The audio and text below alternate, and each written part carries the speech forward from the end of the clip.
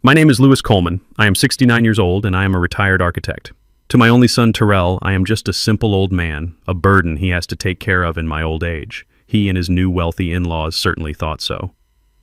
I know this because I came home a day early from my trip. I found my wife Diane crying all alone in our living room, but from the kitchen, I could hear my son laughing. He was laughing loudly with his in-laws as they measured my walls, planning to move me and my wife down into the basement. They thought I was finished. They thought I was powerless. They didn't know that the simple old man they were trying to throw away was secretly a multimillionaire, and they didn't know that I had already set the trap for them.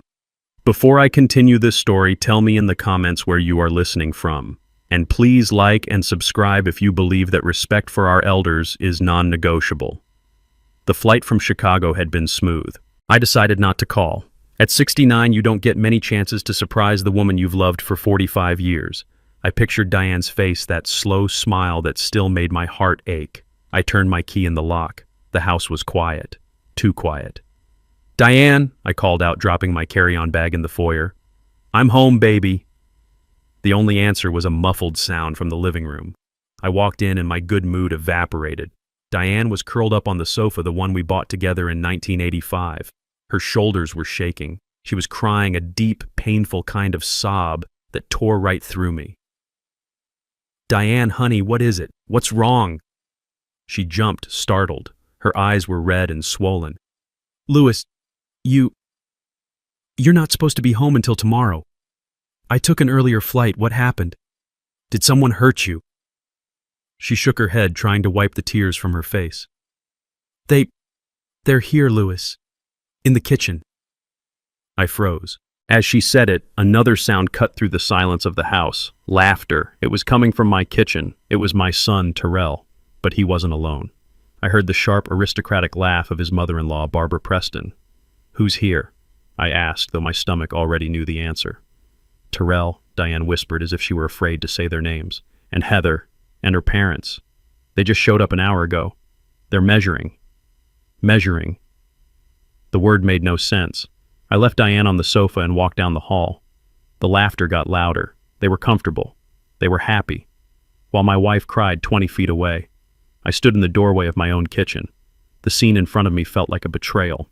Terrell, my son, was holding one end of a metal tape measure. His wife, Heather, was scribbling notes on a pad. And her parents, Richard and Barbara Preston, were standing by my refrigerator sipping what looked like my good whiskey. "I'm telling you, Richard," Barbara said, swirling the glass.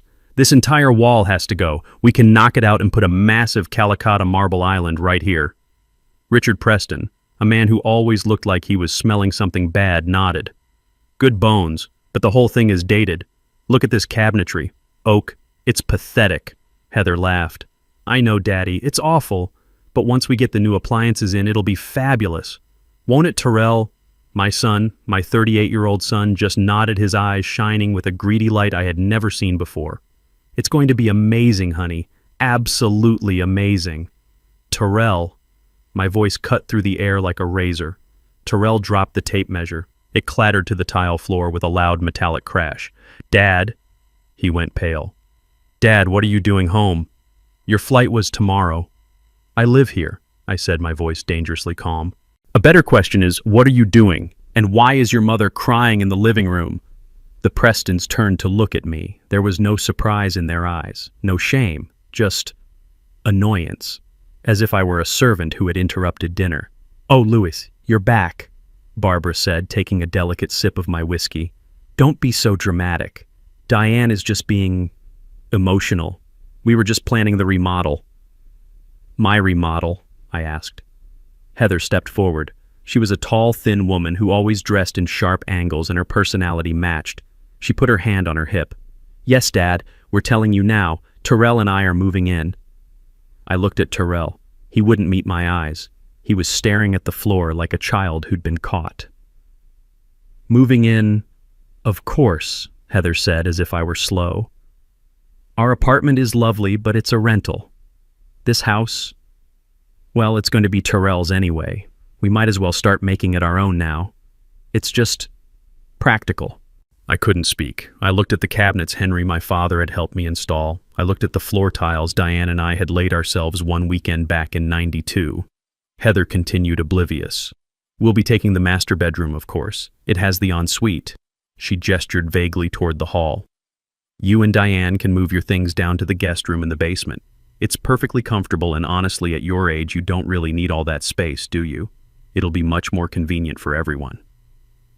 The basement. They were going to move me to my own basement. I felt the blood drain from my face. I had designed this house. I had drawn the blueprints myself. I had hammered nails alongside the construction crew. This wasn't just a house, it was my life's work. And they were talking about it like it was a piece of furniture they could just move. Get out. The words were quiet, but they carried weight. Heather actually laughed. Excuse me, what did you say? I said.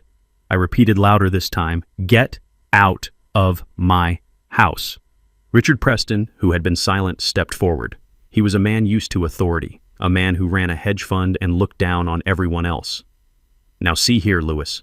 Let's not be children. We are family, and we are discussing a practical solution for your situation. My situation.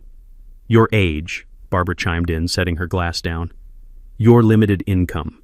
Terrell has been very open with us about his finances. We know how much he has to help you out every month.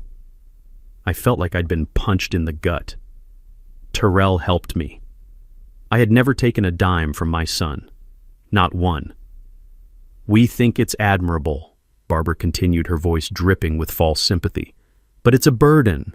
And now that he's married to Heather, we are his family too. We've decided to shoulder that burden. We're going to take over this house. We'll handle the bills. We'll handle the maintenance. And in return, Richard added, you and Diane get a safe place to live, downstairs. It's more than fair. I turned to my son. He was still staring at the floor. His silence was his confession. Terrell. He flinched. Look at me. Slowly his eyes met mine. They were filled with shame, guilt, and something ugly. Weakness. Your wife is crying. I said, my voice shaking with a rage so profound it scared me. These people who I have never invited into my home are drinking my liquor and dividing my house like spoils of war. Tell them to get out. Tell them Terrell, now. This was it. The moment of truth. The moment my son would stand up and be the man I raised him to be. Terrell looked at me. He looked at Heather. He looked at her wealthy, powerful parents. And then he broke. Dad, just listen, he pleaded. Just stop making a scene. You're embarrassing me. Embarrassing him. They're right, Dad. He said the words tumbling out in a desperate rush.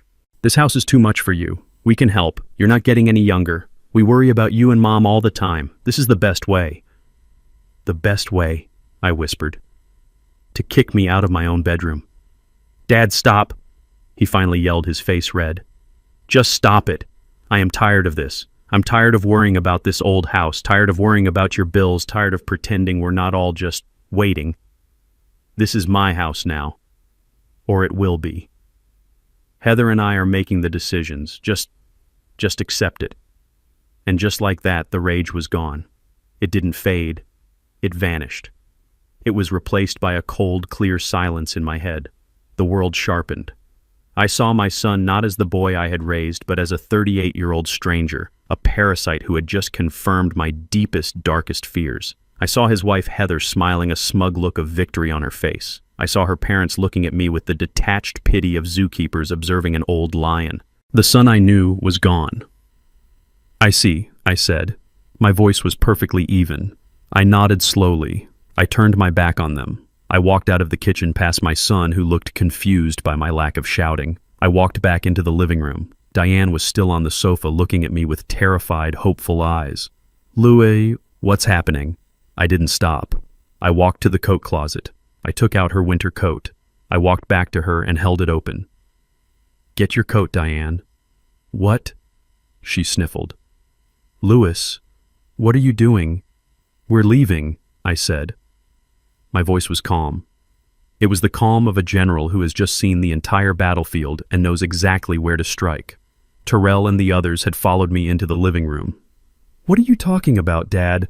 Terrell asked, his voice a mix of confusion and irritation. Where are you going? You can't just leave. I helped Diane to her feet, guiding her arms into the sleeves of her coat. She looked at me, her eyes asking 1,000 questions, but she trusted me. She always had. I picked up her small purse from the table. I turned to face my son. I looked at him, at his wife, at her parents. "You said you were taking over," I said. "You said you were making the decisions now." I walked toward the front door. "So take over," I said, pulling the door open. "It's all yours." I guided Diane out onto the porch into the cold night air, and I pulled the door shut behind us.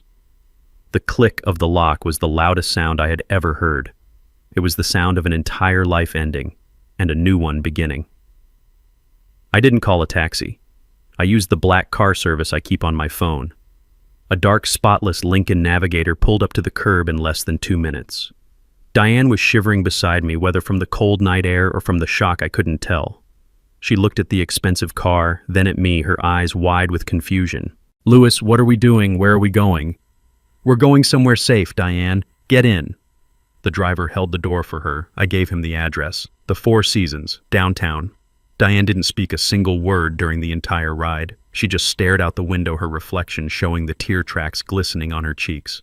When we pulled up under the bright, elegant portico of the hotel, she tensed. "Louis, we can't," she whispered, her voice trembling. This place must cost $500 a night. We don't have this kind of money." "It's all right, honey," I said, taking her hand. I walked us to the front desk. The night manager looked up, and his professional smile immediately became one of genuine recognition.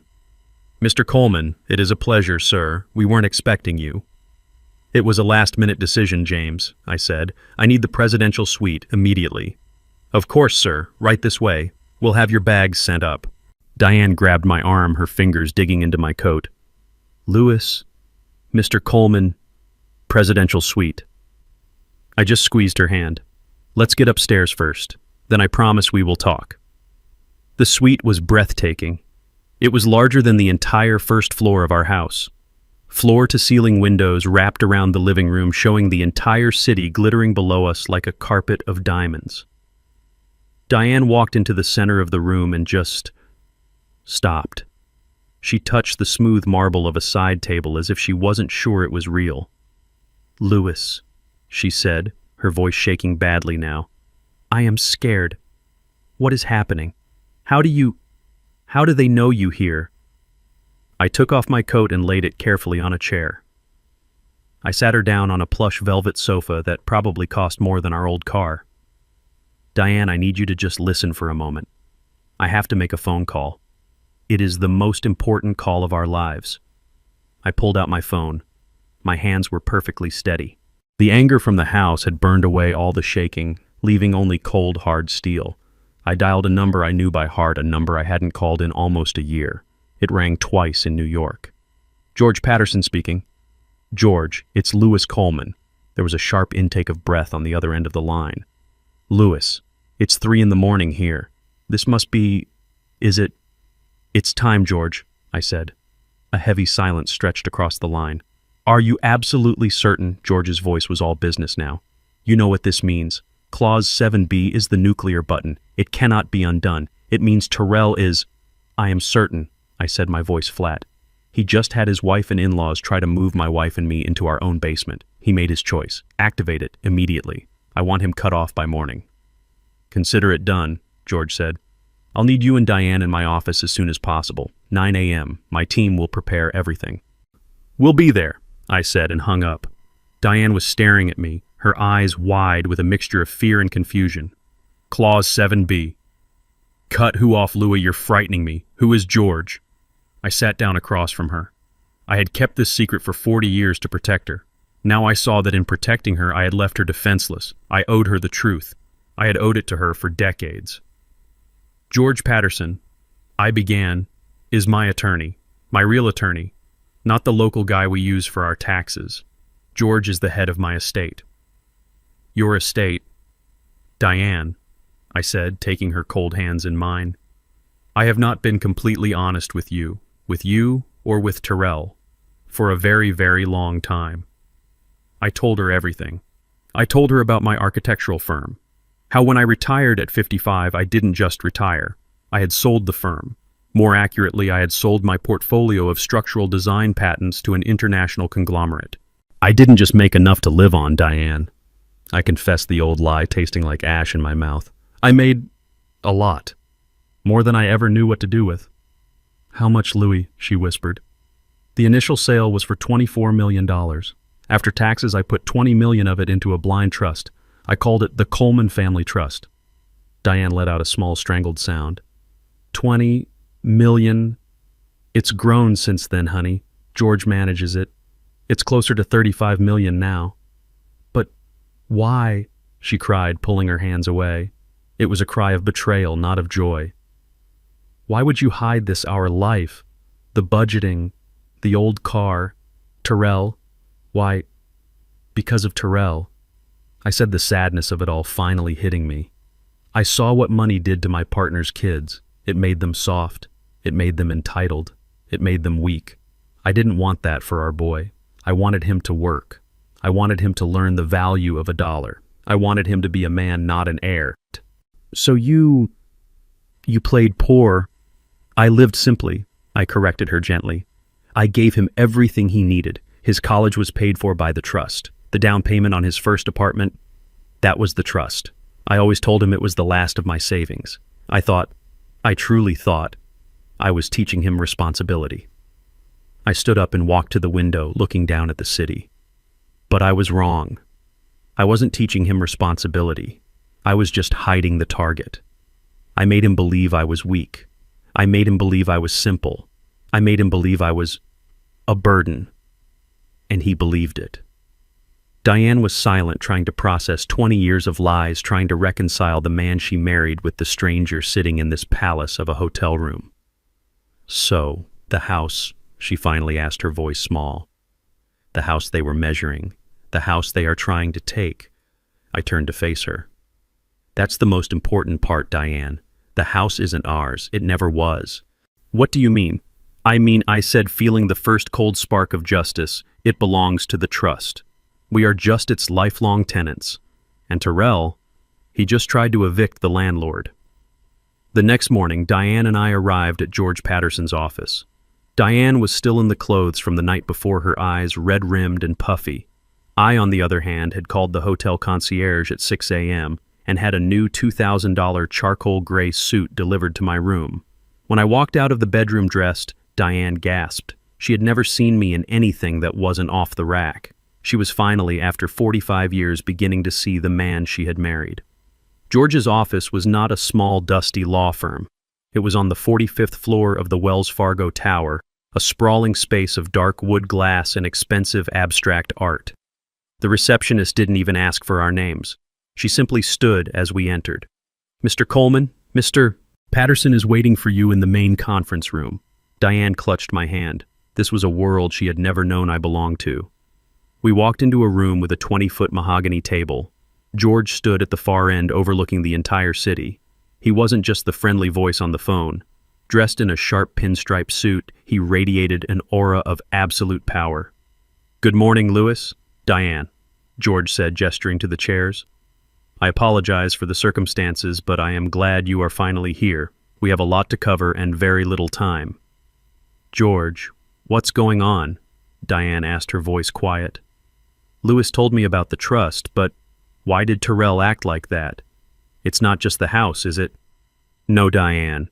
It's not, George said grimly. He slid a thick spiral-bound report across the table to me. I took the liberty of activating my investigators the moment Louis mentioned the possibility of activating Clause 7B. What you saw last night was not just disrespect. It was desperation, pure and simple. I opened the report. The first page was a summary of my son's finances. I felt the blood drain from my face. My God, I whispered. What is it, Louis? Diane asked, leaning over. I couldn't speak. I just turned the report so she could see the final number at the bottom of the page. What is $750,000, she asked. That George said is the amount of debt your son, Terrell, and his wife, Heather, are currently in. But that's impossible, Diane protested. Terrell has a wonderful job. He's a marketing director. He makes good money. He told us he makes $150,000 a year, George interrupted. Which is a respectable salary. The problem is his wife Heather spends $300,000 a year. He clicked a remote. The large screen on the wall lit up. It was a spreadsheet. Credit card statements, Neiman Marcus, Saks Fifth Avenue, a lease payment for a new Maserati that Heather was driving, mortgage payments on a condo they couldn't afford. They are living a lie, Diane, I said, the pieces clicking into place. A complete suffocating lie. But the Prestons, Diane said. Heather's parents. They're rich. Surely they're helping. That's the worst part, George said, clicking to the next slide. The Prestons are rich, yes, but they are also frugal, with their own money. They believe in appearances, but not in handouts. They expect Terrell as the husband to provide that lifestyle. Terrell, in an attempt to keep up with their expectations, has been drowning. He's taken out personal loans. He's maxed out 22 separate credit cards. He is, to put it plainly, about to lose everything. I looked at the numbers at the trips to Aspen, the jewelry purchases. This is why they were measuring my kitchen, I said. They need the money from my house. They need it now. It's worse than that, Louis, George said. His voice dropped and the room felt suddenly colder. What they did yesterday, that was not Plan A, that was Plan B. Plan A, Diane whispered. George looked at me. Louis. I didn't want to tell you this unless it became necessary, but 3 months ago I received a call from the executive manager at the bank that handles the Coleman Trust. He clicked to a new document. It was a scanned copy of an email. 3 months ago, Terrell Coleman and his father-in-law, Richard Preston, scheduled a private meeting with the bank. They brought a lawyer of their own. They petitioned the bank to have the control of the trust's assets frozen. I stood up from my chair. They did what? They attempted to have you, Louis, legally declared mentally incompetent. Diane let out a small, horrified gasp. They presented a file, George continued, full of anecdotal evidence. How you forget things. How you live beneath your means, which they cited as a sign of senile hoarding. How you refuse to manage your own finances, letting them fall into disarray. But we live simply, Diane protested. That was our choice. It was a choice they tried to weaponize against you, George said. They argued that Louis's refusal to live a life of luxury was proof that he was no longer sound of mind. They wanted the bank to grant Terrell emergency signatory power over the trust to protect his father's assets. They wanted the $35 million. I stated, the ice in my veins spreading. They wanted it all, George confirmed. And the bank, of course, laughed them out of the room. The trust is ironclad. It's designed to prevent exactly this. The bank manager knows you personally, Louis. He knew it was a fraudulent claim, and as per the trust's security protocol, he called me immediately. I sat back down, the weight of the betrayal crushing me. This wasn't just a greedy son wanting a bigger house. This was a cold, calculated, premeditated conspiracy. My son had tried to have me locked away, to have my mind legally erased so he could steal his inheritance.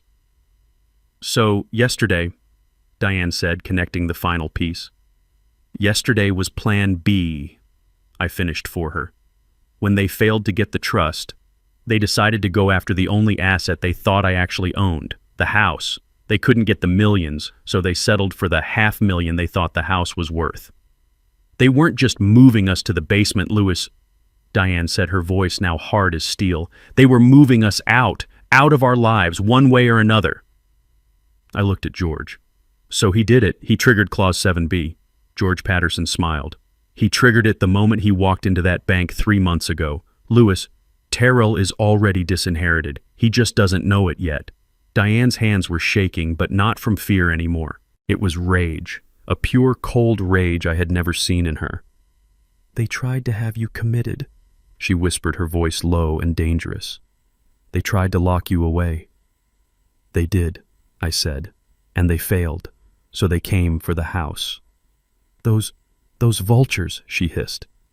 Louis, what does this mean? What happens now? I looked at George. Tell her exactly what Terrell just did to himself. George steepled his fingers, looking at Diane with a calm, professional respect. Diane, when Louis and I set up this trust, he was worried about this exact scenario. He was worried that Terrell, surrounded by the wrong influences, might one day see him as a piggy bank rather than a father. So Louis had me write in a very specific, very punitive clause. We call it Clause 7B. What does it do? Diane asked. We nicknamed it the wolf in sheep's clothing clause, George said. It states that if any primary beneficiary, in this case Terrell Coleman, is found to have engaged in any act of willful financial, emotional, or physical harm against the founders Lewis and Diane Coleman, that beneficiary is immediately and permanently disinherited. Diane's eyes widened. Permanently, irrevocably, as if he had never been named in the trust at all, George confirmed. The attempt to have Lewis declared mentally incompetent, an act of profound financial and emotional harm, triggered this clause 3 months ago. And yesterday, he added, their hostile attempt to take your home and banish you to the basement was the final undeniable nail in his coffin. As of this moment, Terrell Coleman has no legal claim to a single penny of the $35 million Coleman family trust. The words hung in the air. $35 million. Lost. Diane processed this. So, what happens to the money? To the house? Where does it all go? It goes, George said, to the contingent beneficiary, the person Louis designated to inherit everything in the event of Terrell's disqualification. I smiled. Monique. Monique, Diane said, surprised. Your sister's girl. My sister's daughter, I affirmed. The one who works as a public school nurse in Atlanta. The one who calls us every single Sunday just to check in. The one who still sends you a handmade card for your birthday, Diane. George nodded. I called Monique this morning. I explained the situation. She was shocked, to say the least. But she understands. She is flying in tonight. As of this moment, your niece is the legal heir to the entire estate, including the house at 124 Willow Creek. A heavy silence fell as we absorbed the sheer scale of the shift. Then a slow, cold smile spread across my face. He doesn't know, I whispered. No, George said. He has no idea. He just thinks he's dealing with a tired old man who lives in a house he can steal. They want the house, I said, a plan forming in my mind. They are so desperate for that $500,000 they are willing to destroy our lives for it. So, I said, looking at George, let's give it to them. Diane looked at me. Lewis, what are you talking about? The trap, Diane. They set their trap. Now we set ours. George caught on immediately. His eyes lit up. Oh, that is brilliant, Louis. Diabolical and perfectly legal. What are you two planning? Diane asked, her voice a mix of fear and excitement. George leaned forward. Your family. Diane thinks you are weak, old, and senile. They think they've won. They think Lewis ran away last night like a scared dog. They are arrogant, greedy, and stupid. We are going to use that arrogance against them. We are going to draft a new document, a transfer of property and care agreement. It will look official, I added. It will say that we, Lewis and Diane Coleman, in our frail state, agree to hand over the deed to the house. In exchange, George continued, for Terrell and Heather assuming all responsibility for our care. They won't be able to sign it fast enough, but the fine print, Diane, the fine print will be a work of art. What will it say? It will say, George beamed, that they, Terrell and Heather Coleman, along with their witnesses Richard and Barbara Preston, do hereby acknowledge and confirm that Lewis and Diane Coleman are in a vulnerable state, suffering from diminished capacity, and are unable to make their own financial and personal decisions. It will state that they are willingly and knowingly assuming control of all assets for this reason. It's not a transfer, it's a confession. A signed, witnessed, notarized confession of conspiracy and elder abuse. My heart was pounding now, not with fear, but with a cold, righteous fury. It's perfect, I said. They'll be so blinded by the prize they will sign their own death warrant. Let's do it, Diane said, her voice firm. I picked up my phone. My hand was steady. I dialed Terrell's number. He answered on the first ring. He must have been staring at his phone, panicking. Dad! Dad! Where are you, Mom? Is she okay? We've been so worried. His voice was a perfect imitation of a concerned son. It made me sick. I let out a long, weary sigh. I made my voice tremble. Terrell. Son. Dad. What's wrong? Your mother and I, we're at a lawyer's office. I said, playing the part of a broken, defeated man. We've been talking all night. And maybe you're right, son. I heard a sharp intake of breath on his end. Silence. What do you mean, Dad? He asked, his voice cautious, not daring to hope. We're old, I said, letting my voice crack. Diane is a wreck. I can't fight this anymore. You said you'd take care of us. You said you'd handle everything. The house, it's too much. Oh, Dad, he breathed. The relief in his voice was disgusting. Yes, of course, we'll take care of everything. You're doing the right thing, I promise. Good, I said. Then, I need you to come down to the lawyer's office, George Patterson, in the Wells Fargo Tower. I want to sign the house over to you, officially. Let's just get this over with. There was a pause. I could almost hear the gears turning in his head, the greed overwhelming any tiny speck of caution. You're serious, he whispered. You'll sign the house over today.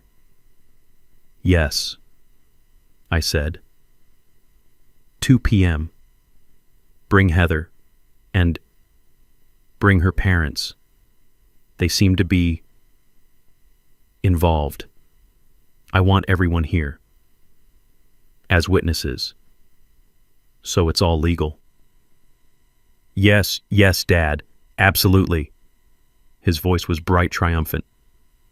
We'll be there 2 p.m. Don't you worry about a thing. We'll take care of you from now on. I know you will, son, I said. I know you will. I hung up the phone. I looked at Diane, her face pale but resolute. I looked at George, who was already dictating the terms of the agreement to his assistant. He's hooked, I said. George smiled. The trap is set. At precisely 2 o'clock in the afternoon, the heavy glass doors of the conference room swung open. My son Terrell and his wife Heather entered first. They were followed closely by her parents Richard and Barbara Preston. They were not the same people from the night before. They had gone home showered and dressed for what they clearly believed was their coronation day. Terrell wore his most expensive-looking suit, a navy blue one I'm sure was bought on credit. Heather was in a bright white pantsuit looking like a triumphant CEO about to close a major deal. Barbara Preston was dripping in gold jewelry, her smile sharp and predatory. Richard just looked smug, as if he had personally orchestrated this entire victory. Dad, Terrell said, walking over and placing a hand on my shoulder. His hand felt heavy, proprietary. I'm so glad you're seeing reason. This is for the best, for everyone. Heather glided over to Diane. Mother Diane, she said, her voice dripping with fake honey. You look so tired, poor thing. Don't you worry. From now on, we'll handle everything. You won't have to lift a finger. You won't regret this. Let's get this over with, Richard Preston announced, pulling out a chair at the head of the table as if he owned the place. We have celebratory dinner reservations at 7. George Patterson, ever the professional, gestured for them to sit. Thank you all for coming on such short notice. As Mr. Coleman expressed to his son, he and Mrs. Coleman have had a long night of discussion and have come to a significant decision. He slid 4 thick, professionally bound documents across the polished mahogany table. This, George said, is the care and property transfer agreement. It's a comprehensive document. Heather's eyes were practically glued to the cover sheet. She was vibrating with impatience. Let me summarize the key points. George continued, his voice a calm, legal monotone. The agreement states that Mr. and Mrs. Lewis Coleman, the founders, agree to transfer the full deed and title of the property at 124 Willow Creek to Mr. and Mrs. Terrell Coleman. Heather let out a small, sharp sigh of relief. In exchange, George went on, Mr. and Mrs. Terrell Coleman agree to provide comprehensive lifetime care for the founders. This includes, but is not limited to, housing, medical supervision, and all financial management. Yes, absolutely, we agree, Heather said, reaching for the pen in the center of the table. 100%. Where do we sign? George held up a hand. Patience, Mrs. Coleman. We must do this by the book. There are several signature pages. He turned to Richard and Barbara. And since you, Mr. and Mrs.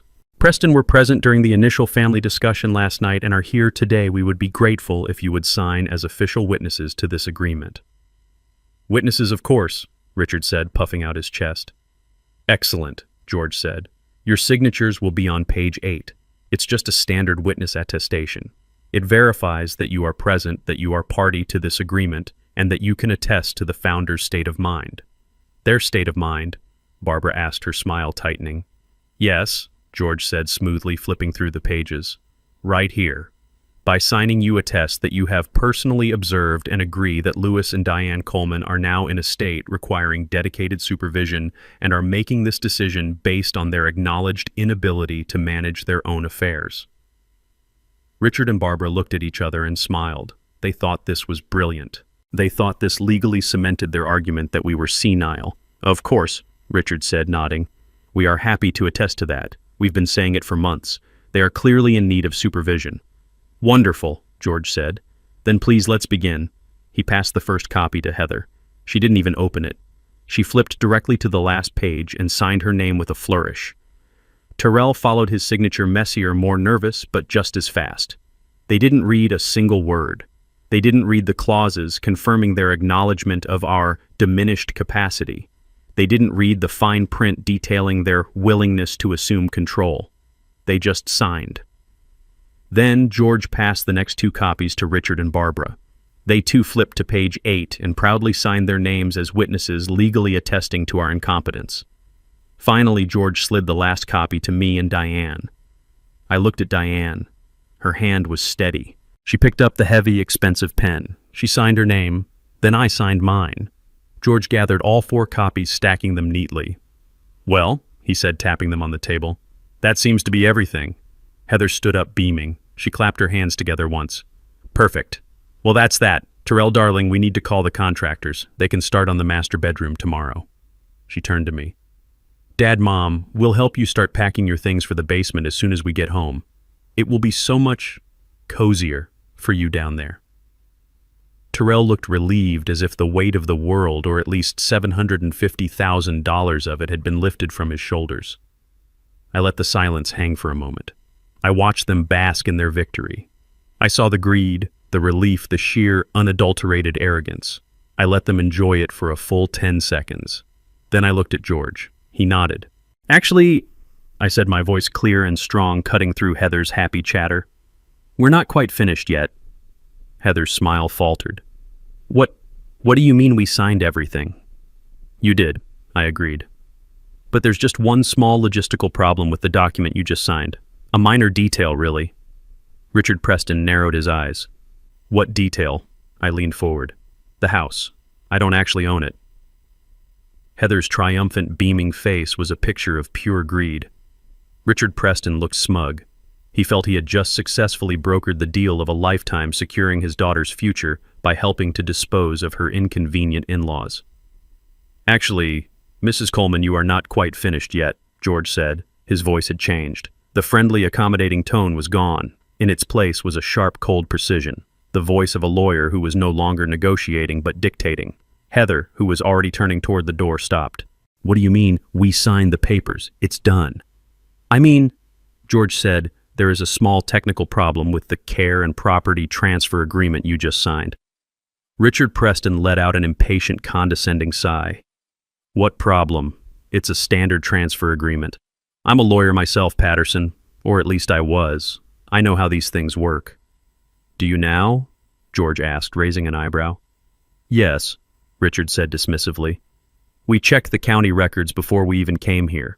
The property at 124 Willow Creek is registered to Lewis Coleman. He just signed his rights over. It's finished. Let's go. George Patterson smiled. It was not a nice smile. It was the smile of a hunter who had just watched the wolf walk right into a steel trap. That's where you are fundamentally wrong, Mr. Preston. You checked the public records. But you didn't, or rather couldn't, check the trust records. You see, Mr. Coleman's name is indeed on that deed, but it's listed only as the trust manager. The air in the room crackled. Tyrell, who had been looking relieved, now looked confused. What are you talking about? What trust? The actual legal and indisputable owner of that property, George continued, and has been for the past 20 years, is the Coleman Family Trust. The what? Heather's voice was a high-pitched squeak. The Coleman Family Trust, I said, speaking up for the first time since they had entered. My trust. The one I established in 2005, right after I sold my company. Tyrell looked at me, his face a mask of total blank confusion. You have a trust? What? Like a small bank account for retirement? No, son. I said, leaning forward. Not like a small bank account, like all the bank accounts. Barbara Preston let out a short, ugly laugh. A trust. Don't be ridiculous. You live in that sad little house. You drive that 10-year-old car. You're just a retired architect. What could you possibly have in a trust? A few $1,000s, this is a pathetic waste of our time. I looked at Barbara. I let her arrogance, her complete and total misjudgment hang in the air. I let her feel superior for one last glorious second. George, I asked, my voice calm, what is the current valuation of the Coleman Family Trust? George looked down at a different folder, a thick one they had not seen before.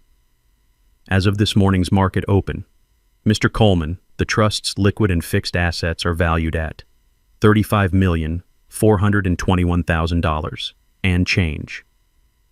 The silence that followed was so profound I could hear the faint hum of the air conditioning. I could hear Diane let out a shaky breath beside me. She knew, but hearing the number said out loud in this room was still a shock. Terrell just stared at me. His mouth opened, then closed. No sound came out. Richard Preston's smug, fleshy face dissolved. He looked like he had been physically struck. 35 million. But the most beautiful reaction, the one I will treasure, was Heather's. Her face went through a rapid, spastic series of emotions. First complete confusion, then total disbelief, then a wild, ecstatic, all-consuming joy. Her eyes lit up like a Christmas tree. 35 million, she breathed, looking at Terrell, her voice trembling. Baby, we're rich. She actually started to laugh, a high-pitched, hysterical sound that was half sob. He has $35 million. Oh my God, Terrell, we're rich. She launched herself at Terrell, who was still paralyzed, throwing her arms around his neck. We're rich. We don't need the stupid house. Who cares about the house? We get the trust. She pulled away from him and turned to me, her entire demeanor changing in an instant. The fake honey was gone, replaced by a frantic, desperate, clawing adoration. Dad! Oh, Dad, I mean Lewis. I knew it. I always knew you were special. I always told Terrell your father is such a dignified man, so wise. Stop. My voice was cold. It cut through her hysterical rambling and stopped her mid-sentence. What? She asked, her smile faltering. You're not rich, I said. He's not rich. You get nothing. She froze. What? What do you mean, Terrell? He's your son. He's the beneficiary. He was, I said. But the agreement... Heather stammered, pointing frantically at the documents on the table. We signed. We have a deal. Ah, yes, George Patterson said, picking up the stack of papers they had so eagerly signed. He held them up. The Care and Property Transfer Agreement. Thank you for this. It is an incredibly valuable document. Heather looked at her father, confused. See, it's valuable. Oh, it is, George agreed, but not as a transfer of property. As I said, that part is completely void, since Lewis doesn't own the house he was transferring to you. No, this document is valuable. As a confession. Richard Preston's face went from pale to a sickly gray. He finally understood. A confession, Terrell whispered. Yes, I said, looking right at my son. You, your wife, and your in-laws have just signed a legally binding document attested to by witnesses stating that you all believe I am mentally incompetent, that you believe I am suffering from diminished capacity, and that you are conspiring to take control of my assets based on that belief. You just handed me all the proof I will ever need for a court of law. Terrell stared at the papers, then at me, and then at George. The color was draining from his face, only to be replaced by a dark, ugly flush of anger. So, what? He suddenly shouted, slamming his flat palm on the mahogany table. The sound made Heather jump and Diane flinched. So what? It's a stupid piece of paper. It's a trick. It doesn't mean anything. He turned his wild eyes on me, his voice pitching higher, cracking with panic. You can't do this. I am your son. I am your only son. I am the beneficiary. That trust, that $35 million, it's mine. You can't just take it away from me. He can't. Right, Richard, tell them. He was looking at me, but he was pleading to his wife, to his in-laws, trying to reassure them, trying to reassure himself. It's my birthright. You were the beneficiary, Terrell, I said. My voice was quiet. The calm in the room seemed to terrify him more than any shouting could.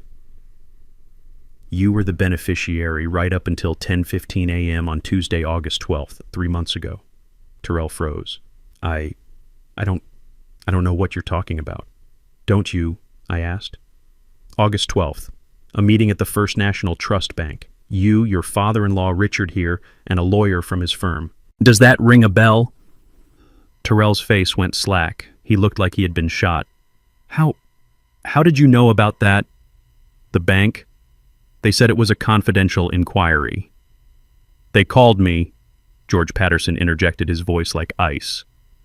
The moment you left the building.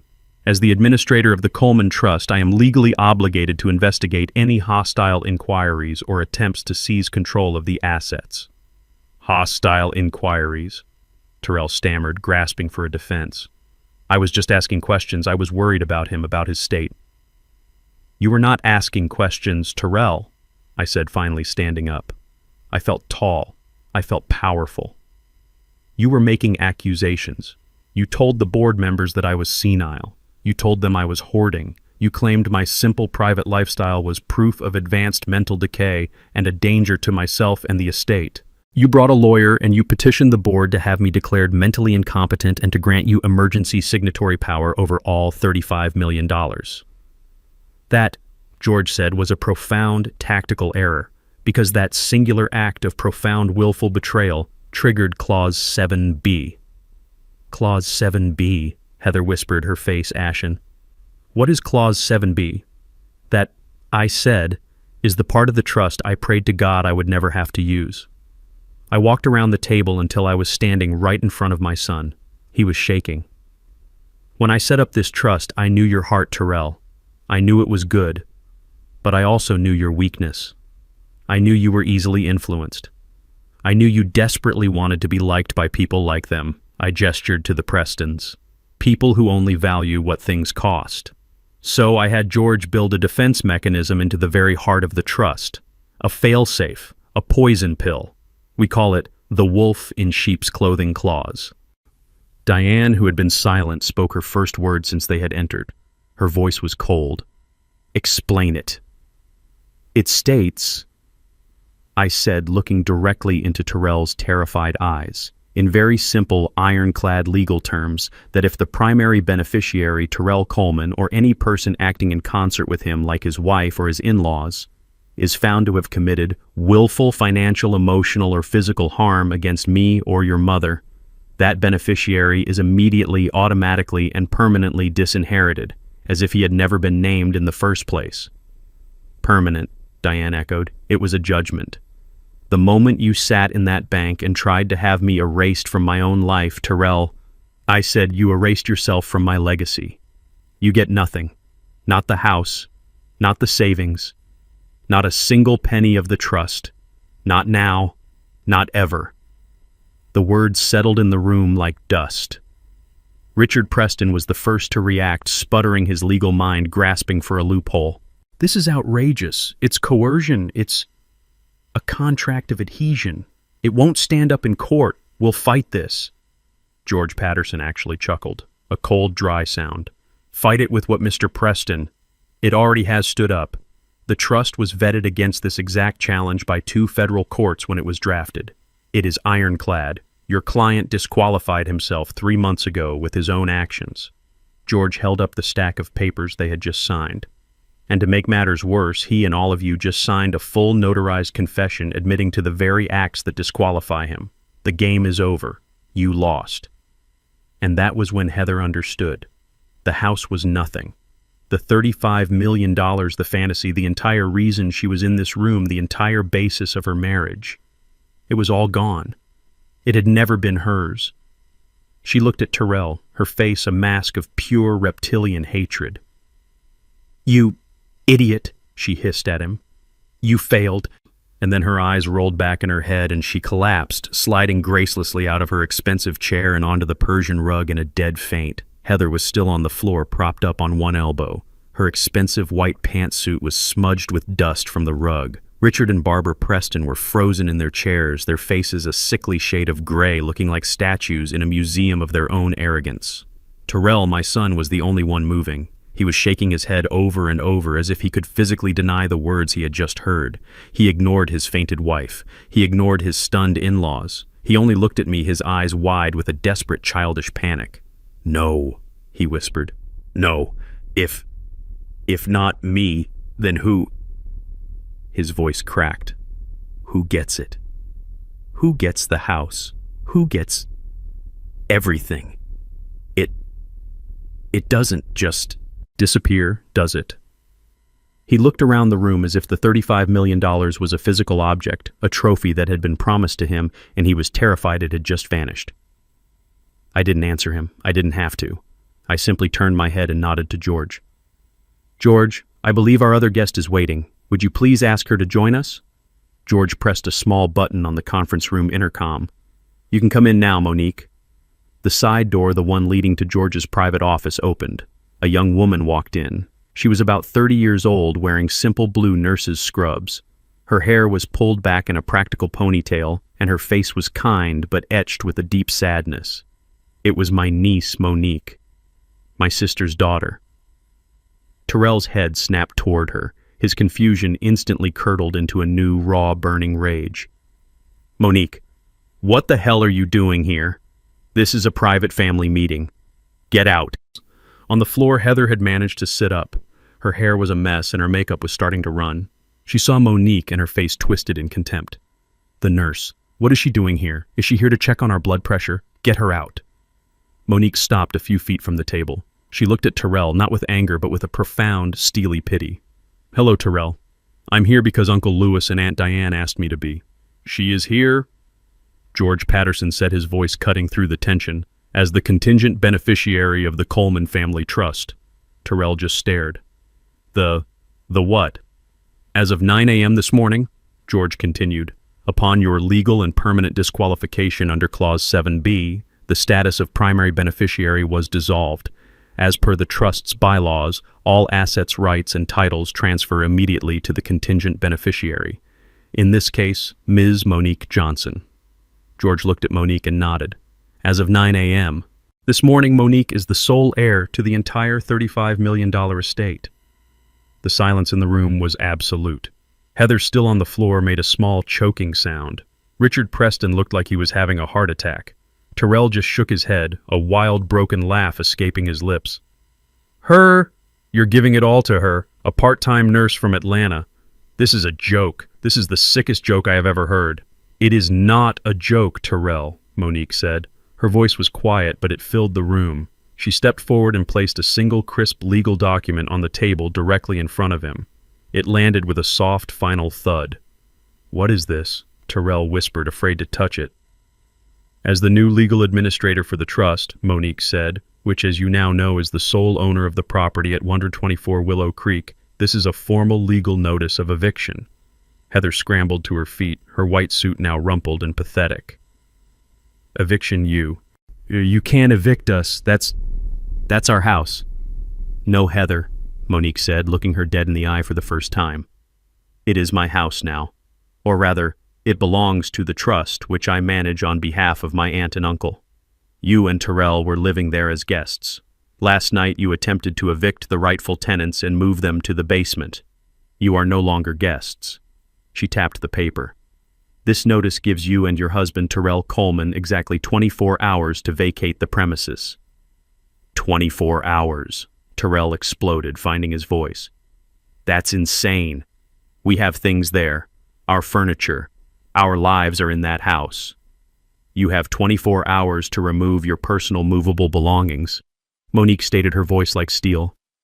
"Anything left in the house after 2 p.m. tomorrow, including your wife's blueprints for her marble island and your father-in-law's tape measure, will be considered abandoned property.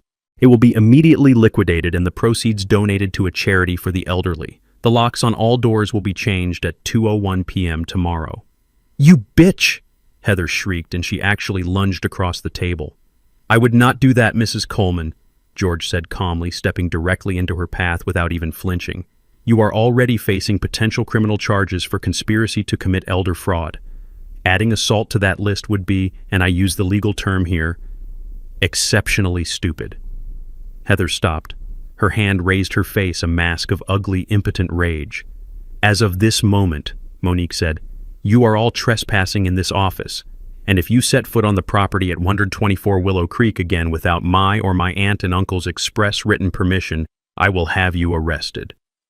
Terrell ignored her. He ignored everyone. He stumbled past George, past the table until he was standing right in front of me. His face was a wreck of tears, snot, and sweat. "Her," he choked out, jabbing a finger toward Monique. "Over me, her why dad. I am your son, I'm your blood. She's just your sister's kid." I looked at my son. My heart was heavy, not with anger anymore, but with a vast, empty sadness. "You're right, Terrell," I said. "You're my blood, but she—" I turned and gestured to Monique, who was now standing beside Diane, holding her hand. "She is my family. She is the one who calls Diane every Sunday just to talk. She is the one who remembers my birthday not with a text message but with a handwritten card. She is the one who, when Diane had her knee surgery 2 years ago, flew in on her own dime and sat by her hospital bed for 3 days, sleeping in a chair without asking for a single thing in return. You are my son, Terrell. But she is my family." I looked him in the eye. You are just a disappointment." Richard Preston, his face a mask of purple rage, finally understood that the game was over. He was a man who detested losing, and he had just been checkmated in front of his entire family. He grabbed his wife Barbara by the arm, pulling her roughly to her feet. This is preposterous," he sputtered, yanking his suit jacket straight. "A complete farce. We will not stay here to be insulted by this nurse and a senile old man who thinks he's a king." "He's right," Barbara chimed in frantically, brushing imaginary dust from her expensive silk blouse. "We are leaving. Terrell, Heather, get your things. We don't need this charity. We have our own money. We certainly don't need his $35 million. They moved toward the door, a pathetic attempt to regain control to make it seem as if they were rejecting us and not the other way around. Heather, seeing her parents bluster, began to rally. She grabbed Terrell's arm. "Let's go, Terrell. We'll fight this. We'll sue them. We don't need them." "Oh, but I'm afraid you do, Mr. Preston." George's voice, smooth as glass, cut them off. They stopped, their hands just inches from the brass doorknob. "Excuse me," Richard sneered, turning slowly. "I said," George repeated, "I'm afraid you do need them, or rather you needed his money. Please sit back down. We haven't finished the presentation." "We have nothing more to discuss," Richard growled. "On the contrary," George replied, pressing a button on the small remote in his hand. The large projector screen that had been recessed in the ceiling hummed to life, descending silently. "You all came here today under the pretense of caring for Louis and Diane. We are simply trying to understand the full depth of that concern." The screen lit up, displaying a document titled in large, bold letters, "Liability Report, Coleman, Terrell, and Heather." Terrell and Heather froze. "What is this?" Terrell demanded, his voice rising in panic. You have no right. That's private." "It was private," George corrected him, "until you made it the trust's business by attempting to defraud it. As the administrator, I have a fiduciary duty to protect the trust from all credible threats, and you, Mr. Coleman, along with your accomplices, have become the most significant threat of all." He aimed the red dot of a laser pointer at the screen. "You see, we were deeply curious about why you were so desperate. Why try to have your father committed? Why risk everything for this $500,000 house? The $35 million was the obvious prize, but the house, that was a smaller, more desperate move. It implied a severe cash flow problem." George clicked the remote. A long list of credit card accounts filled the screen. American Express Platinum, Chase Sapphire Reserve, Visa Black, 22 different cards in total.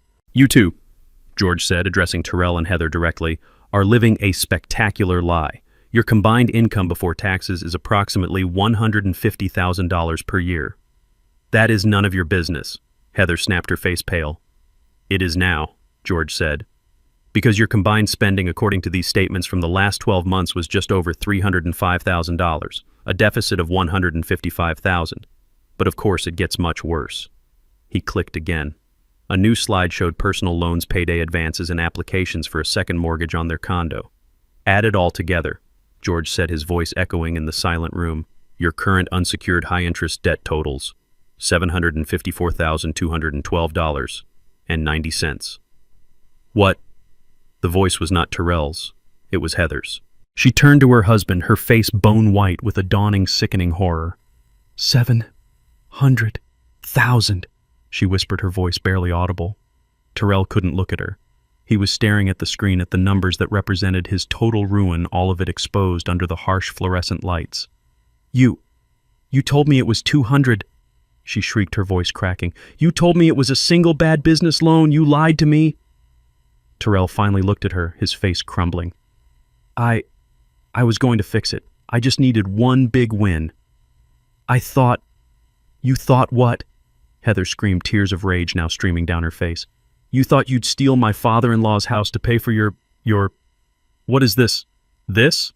George said helpfully, clicking to the next slide, is a detailed transaction history from 6 different offshore online sports betting sites. It appears, Mr. Coleman, that the vast majority of this debt isn't from buying your wife expensive bags. It's from gambling. You've gambled away nearly $500,000 you never had. Heather looked like she was going to be physically ill. She backed away from Terrell as if he were contaminated. Richard Preston, however, looked almost relieved.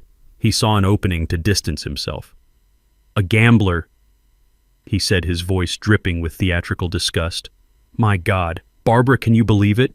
This con artist married our daughter. He played us all, Barbara agreed, clutching at her pearls. He was going to drag our poor Heather down with him, the liar. Ah, but that's not entirely true, is it? George said, his voice dangerously soft. Richard and Barbara froze. What do you mean? Richard asked. George clicked the remote. The screen changed. Now it read, Preston, Richard, and Barbara, financial inquiry. What is this? Barbara stammered, her fake indignation vanishing. You have no right to our finances. Again, I do, George said. The moment you signed that document as witnesses to a fraudulent act, you legally made yourselves accomplices in this conspiracy. I had to know why a supposedly wealthy man like you, Richard, would risk his entire reputation on such a flimsy, illegal scheme. Unless, of course, you were just as desperate as your son-in-law. The screen lit up with new data. It seems your boutique hedge fund, Mr. Preston, isn't doing so well. In fact, it's been under active investigation by the SEC for serious capital irregularities for the last 6 months. Richard Preston stopped breathing. My investigators found that you have been borrowing heavily from your clients' trust accounts to cover your own catastrophic market losses, George said. You're not just broke, Richard, you're insolvent, and you are about to be indicted. You monster! Barbara shrieked, turning on her husband. You told me the business was fine. You said you were a genius. And you, Richard roared back, his face purple, you told me your mother gave you that money. That's a lie. Oh, isn't it?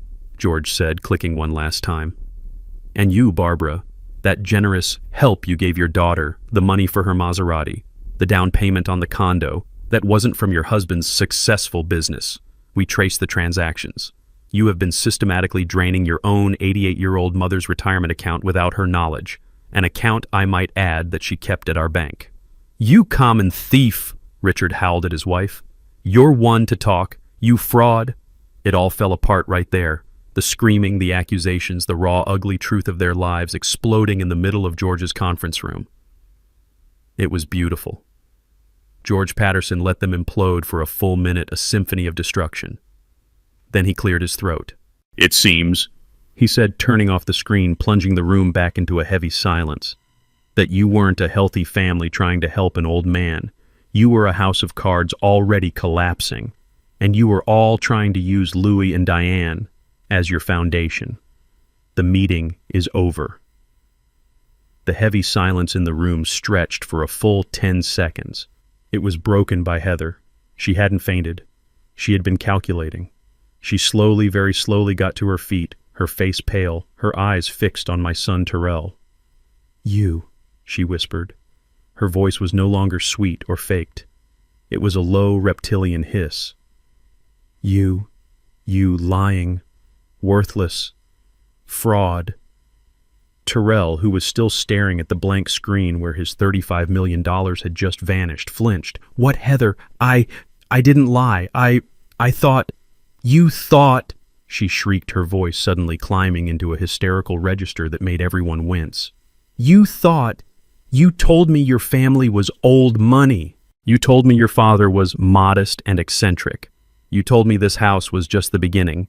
I was trying to give you what you wanted, Terrell yelled back, his desperation finally finding an outlet in anger. I was trying to keep up. Who was the one who needed the Maserati, who had to have the condo in the city, who spent $10,000 on a single handbag last week? Because you told me we could afford it, she screamed, taking a step toward him, her hands clenched into fists. I was trying to make it work. I was managing it. Barbara Preston, who had recovered from her own shock, stood up. Her voice was dripping with venom. You call $750,000 in gambling debts managing it. You are a degenerate, Terrell. You married our daughter under false pretenses. You are a common con artist. Oh, I'm the con artist. Terrell laughed, a high, broken, terrible sound. Your husband is a crook. He's about to be indicted by the SEC, and you? He jabbed a finger at Barbara. You stole from your own 88-year-old mother. You're a pack of hypocrites, a family of vampires. Richard Preston let out a roar and lunged across the table. You ungrateful little, I'll kill you. Gentlemen. George Patterson's voice was not loud, but it cut through the chaos like a whip. He stood between Richard and Terrell. That is enough. The room fell silent again, the air vibrating with raw hatred. This, George said, gesturing to the four of them with complete disgust, is a place of business. It is my office. You will not turn it into a whatever this is. The meeting, as I stated before, is over. The trust is secure. The documents are signed. Now I must insist that you take your family disputes elsewhere, immediately. Heather wasn't looking at her parents. She wasn't looking at George. She was just staring at Terrell, and I could see the final cold calculations clicking into place behind her eyes. This wasn't just anger anymore. It was grief. But she wasn't grieving the man. She was grieving the money. So that's it. Terrell whispered, his voice hollow. He saw it too. It was always just the money. Heather, busy gathering her expensive purse, ignored him.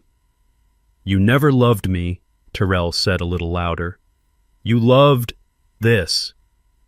He gestured around the opulent office. You loved the idea of this, the 35 million. Heather finally stopped. She turned to face him. Her face was cold, composed, and stripped of all emotion, all the fake love, all the honeyed words. Well, he was rich, she said, her voice flat. And you were too stupid to even inherit it correctly.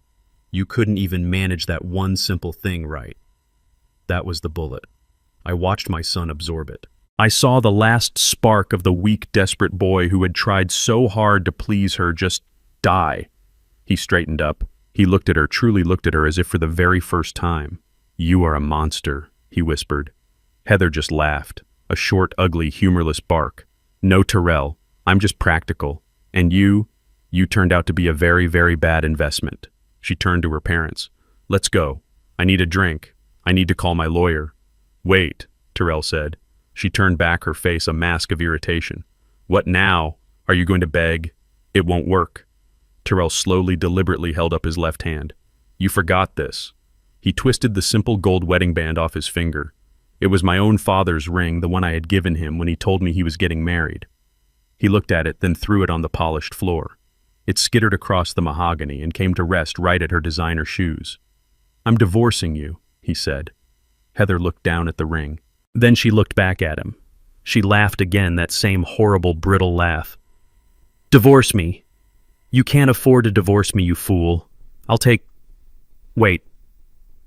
She stopped. The final, terrible realization hit her. There's nothing to take. Exactly, I said from my chair. Heather's face crumpled. The last shred of her composure shattered into pure, unadulterated fury. She ripped the massive, glittering diamond ring, the one he had bought her with a fraudulent loan, off her own finger. Fine, she screamed. You want it? Have it. She didn't throw it on the floor. She threw it directly at his face. Terrell ducked, and the ring, worth a fortune he never had, hit the glass conference room wall behind him with a sharp tink. I would rather go home and live with my criminal parents. She spat, her voice thick with venom. Than spend one more second breathing the same air as a broke, pathetic failure like you. She grabbed Barbara's arm. Let's go. I'm calling my lawyer. I want an annulment. Barbara, looking completely defeated and 10 years older, let her daughter pull her from the room. Richard Preston was the last to leave. He didn't look at his wife or daughter.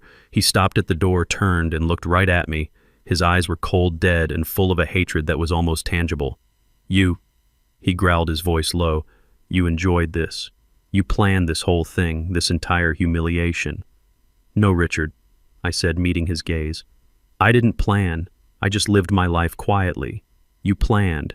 You conspired. You were the ones who were arrogant. I just had a better emergency exit. He stared at me for a long, terrible moment, the promise of future battles hanging in the air between us. Then he turned and followed his family out of the office, pulling the heavy door shut behind him. The sound of the latch clicking into place echoed in the sudden, profound silence. The heavy glass door clicked shut, and the room was plunged into a sudden, thick silence. The echoes of Heather's screaming and Richard's threats seemed to be sucked out of the room, leaving a vacuum. They were all gone. The Prestons with their fake wealth and real cruelty. Heather with her venom and her ambition. They had vanished like a bad dream. The only one left was Terrell. He hadn't left. He couldn't. He was a heap on the floor by the conference room door, a 38-year-old man in a rumpled suit sobbing into his hands. He was a man who had just lost his wife, his in-laws, his house, and a $35 million fortune, all in the span of 15 minutes. He was completely, utterly, and finally alone. Diane let out a long, shaky breath and sat down heavily in her chair. Monique, my niece, moved quietly to stand behind her, placing a comforting hand on her shoulder. George Patterson. My lawyer showed no emotion at all. He walked calmly back to the head of the table. He picked up the signed 10-page care and property transfer agreement, the confession, and tapped it neatly against the table. He placed it carefully into a new unmarked folder. Terrell didn't move. He just knelt on the expensive rug, his shoulders shaking with these awful, gasping, choked sobs. They were the sounds of a child who finally understands far too late that he is in terrible, irreversible trouble. I wanted to feel something, pity, anger, anything, but I just felt empty. I felt a vast, aching sadness for the boy I had raised and the man he had failed to become. I let him cry for a long, heavy minute. He needed to feel the absolute bottom of the pit he had dug for himself. Finally, George cleared his throat. Mr. Coleman. Terrell flinched at the formal name. He slowly, painfully pushed himself up from the floor. His face was a wreck, red and swollen, his suit stained with his own tears. He looked at George, his eyes wild with terror. Please, Terrell whispered. His voice was hoarse. Just let me go. I'll leave. I'll go to a motel. I won't bother you again. I have nothing. It's over. George Patterson stared at him, his face impassive. You are mistaken, Mr. Coleman. You still have a great many things. Terrell looked confused. What? You have criminal liabilities, George stated. Terrell's head snapped up. What are you talking about? It's over. It's a family matter, an inheritance thing. You won. You took it all. This was never a meeting about an inheritance, Terrell, George said, his voice dropping, becoming the sharp, clinical voice of a prosecutor. This was a meeting to finalize the evidence against you.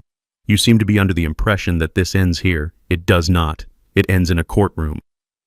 Evidence for what? For what? George actually pulled a new yellow legal pad from his briefcase and clicked his pen. Let's list them, shall we? First, he said, conspiracy to commit felony elder fraud. You, your wife, and your in-laws conspired to deprive your parents of their legal property by making fraudulent claims of mental incompetence. He held up the stack of papers they had all signed. A charge to which you have all very helpfully just confessed to in writing, with witnesses. Terrell began to shake a visible tremor that started in his hands. No, we just thought... Second. George continued writing on the pad. Attempted wire and bank fraud, a federal offense. 3 months ago, you and Richard Preston personally petitioned the First National Trust Bank to gain control of the Coleman Trust's assets, making false claims about your father's mental state. The bank's security footage is excellent. The manager's testimony is even better. I was just worried about him, Terrell pleaded. Third, George went on, ignoring him. Forgery, attempting to access bank funds using what you believe to be your father's authority. And finally, my personal favorite, felony elder abuse. You intentionally and systematically inflicted profound emotional and mental distress on your parents, both citizens over the age of 65, for the explicit purpose of financial gain, in this state that carries a mandatory minimum prison sentence. The word hung in the air. Prison. Terrell's face went from pale to a sickly greenish white. He wasn't crying anymore. He looked like he was going to be sick. Jail, he whispered, his voice cracking. You're talking about jail. I'm talking about prison, Terrell. George said, his voice like ice. Men like Richard Preston, white-collar criminals, they get prison. But men like you who gamble away $750,000 and then try to defraud their elderly parents to cover it up, judges are not kind to men like you. Terrell's legs buckled and he collapsed back into the nearest chair. He didn't look at George. He didn't look at Diane. He turned his wide, terrified, pleading eyes to me. Dad, he choked out. Dad, please. You wouldn't. He stumbled out of the chair and fell to his knees in front of me. He grabbed the legs of my new suit. Dad, please, you wouldn't send your son to prison. You wouldn't do that. It was Heather. It was her parents. They put those ideas in my head. They told me it was normal. I was desperate. I love you, Dad. I've always loved you. Please don't do this. I looked down at the 38-year-old man sobbing at my feet. You love me, I repeated. The words felt like gravel in my mouth. You tried to have me declared insane and locked away in a nursing home, Terrell. Is that what love looks like to you? You stood in my kitchen in my house and you told me I should just accept being moved to the basement. I didn't, he sobbed. I was scared. You were greedy, I said. And now you are pathetic. You ask me if I would send my son to prison. Let me ask you, would a son try to send his father to a mental asylum? You already have my answer. You gave it to me yourself last night. I looked at George. George, is there a way for him to avoid this? Terrell looked up, his face slick with tears, a new desperate hope flooding his eyes. Yes, George said. As I told Mr. Coleman before this meeting, he is, conditionally, merciful. He is willing to instruct my office not to forward this entire beautiful airtight file to the district attorney's office. Anything, Terrell cried, still on his knees. I'll do anything, Dad. I swear, anything. On one, George said, very specific set of conditions. They are absolute. They are non-negotiable. Do you understand? Terrell nodded frantically. Yes, just tell me. First, George said, you will sign the full and detailed confession of your actions which my team has already prepared based on the document you signed earlier. Second, you will sign the divorce papers we are drafting right now, citing irreconcilable differences and waiving all claims to any community property present or future. Third, you will agree to a permanent 500-mile restraining order against Heather Preston and her parents. We must ensure you are never again under their toxic influence. Yes, I'll do it, Terrell said, nodding, grabbing at the chance. Is that it? I'll sign it all. I'll do it right now. And fourth, George said, his voice dropping, the most important condition, the one that Mr. Coleman, your father, designed himself. The heavy glass door clicked shut, plunging the room into a sudden, thick silence. The echoes of Heather's screaming and Richard's threats seemed to be sucked out of the room, leaving a vacuum. They were all gone. The Prestons with their fake wealth and real cruelty. Heather with her venom and her ambition. They had vanished like a bad dream. The only one left was Terrell. He hadn't left. He couldn't. He was a heap on the floor by the conference room door, a 38-year-old man in a rumpled suit sobbing into his hands. He was a man who had just lost his wife, his in-laws, his house, and a $35 million fortune, all in the span of 15 minutes. He was completely, utterly, and finally alone. Diane let out a long, shaky breath and sat down heavily in her chair. Monique, my niece, moved quietly to stand behind her, placing a comforting hand on her shoulder. George Patterson. My lawyer showed no emotion at all. He walked calmly back to the head of the table. He picked up the signed 10-page care and property transfer agreement, the confession, and tapped it neatly against the table. He placed it carefully into a new, unmarked folder. Terrell didn't move. He just knelt on the expensive rug, his shoulders shaking with these awful, gasping, choked sobs. They were the sounds of a child who finally understands far too late that he is in terrible, irreversible trouble. I wanted to feel something. Pity, anger, anything. But I just felt empty. I felt a vast, aching sadness for the boy I had raised and the man he had failed to become. I let him cry for a long, heavy minute. He needed to feel the absolute bottom of the pit he had dug for himself. Finally, George cleared his throat. "Mr. Coleman." Terrell flinched at the formal name. He slowly, painfully pushed himself up from the floor. His face was a wreck, red and swollen, his suit stained with his own tears. He looked at George, his eyes wild with terror. "Please," Terrell whispered. His voice was hoarse. Just let me go. I'll leave. I'll go to a motel. I won't bother you again. I have nothing. It's over." George Patterson stared at him, his face impassive. "You are mistaken, Mr. Coleman. You still have a great many things." Terrell looked confused. "What?" "You have criminal liabilities," George stated. Terrell's head snapped up. What are you talking about? It's over. It's a family matter, an inheritance thing. You won. You took it all." "This was never a meeting about an inheritance, Terrell," George said, his voice dropping, becoming the sharp, clinical voice of a prosecutor. "This was a meeting to finalize the evidence against you. You seem to be under the impression that this ends here. It does not. It ends in a courtroom." "Evidence for what?" "For what?" George actually pulled a new yellow legal pad from his briefcase and clicked his pen. "Let's list them, shall we?" "First," he said, "conspiracy to commit felony elder fraud. You, your wife, and your in-laws conspired to deprive your parents of their legal property by making fraudulent claims of mental incompetence." He held up the stack of papers they had all signed. "A charge to which you have all very helpfully just confessed to in writing, with witnesses." Terrell began to shake a visible tremor that started in his hands. "No, we just thought." "Second," George continued writing on the pad, "attempted wire and bank fraud, a federal offense.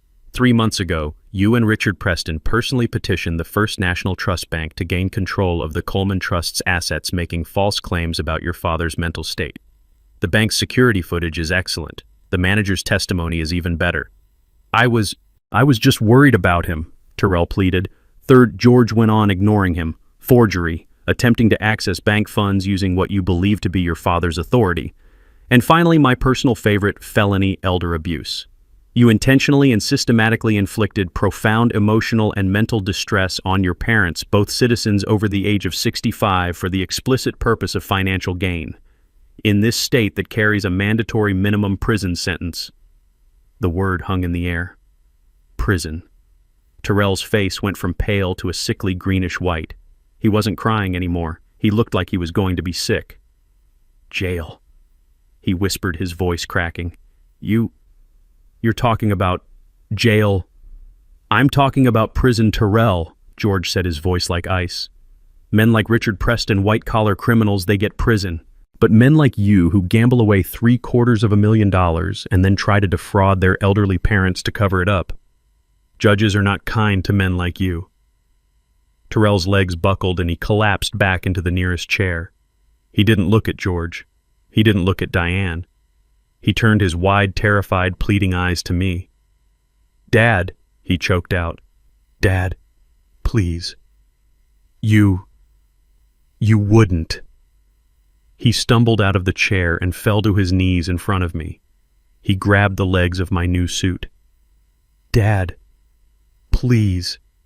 You wouldn't send your son to prison. You wouldn't do that. It was Heather. It was her parents. They put those ideas in my head.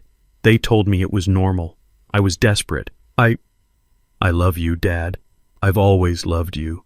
Please don't do this." I looked down at the 38-year-old man sobbing at my feet. "You love me," I repeated. The words felt like gravel in my mouth.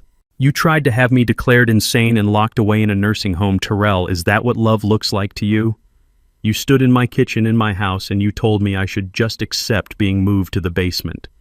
I didn't," he sobbed. I was scared. You were greedy, I said. And now you are pathetic. You asked me if I would send my son to prison. Let me ask you, would a son try to send his father to a mental asylum? You already have my answer. You gave it to me yourself last night. I looked at George.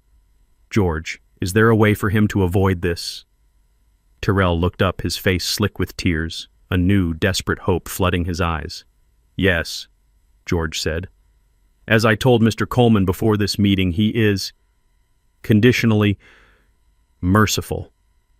He is willing to instruct my office not to forward this entire beautiful airtight file to the district attorney's office. Anything, Tyrell cried, still on his knees. I'll do anything, Dad, I swear, anything.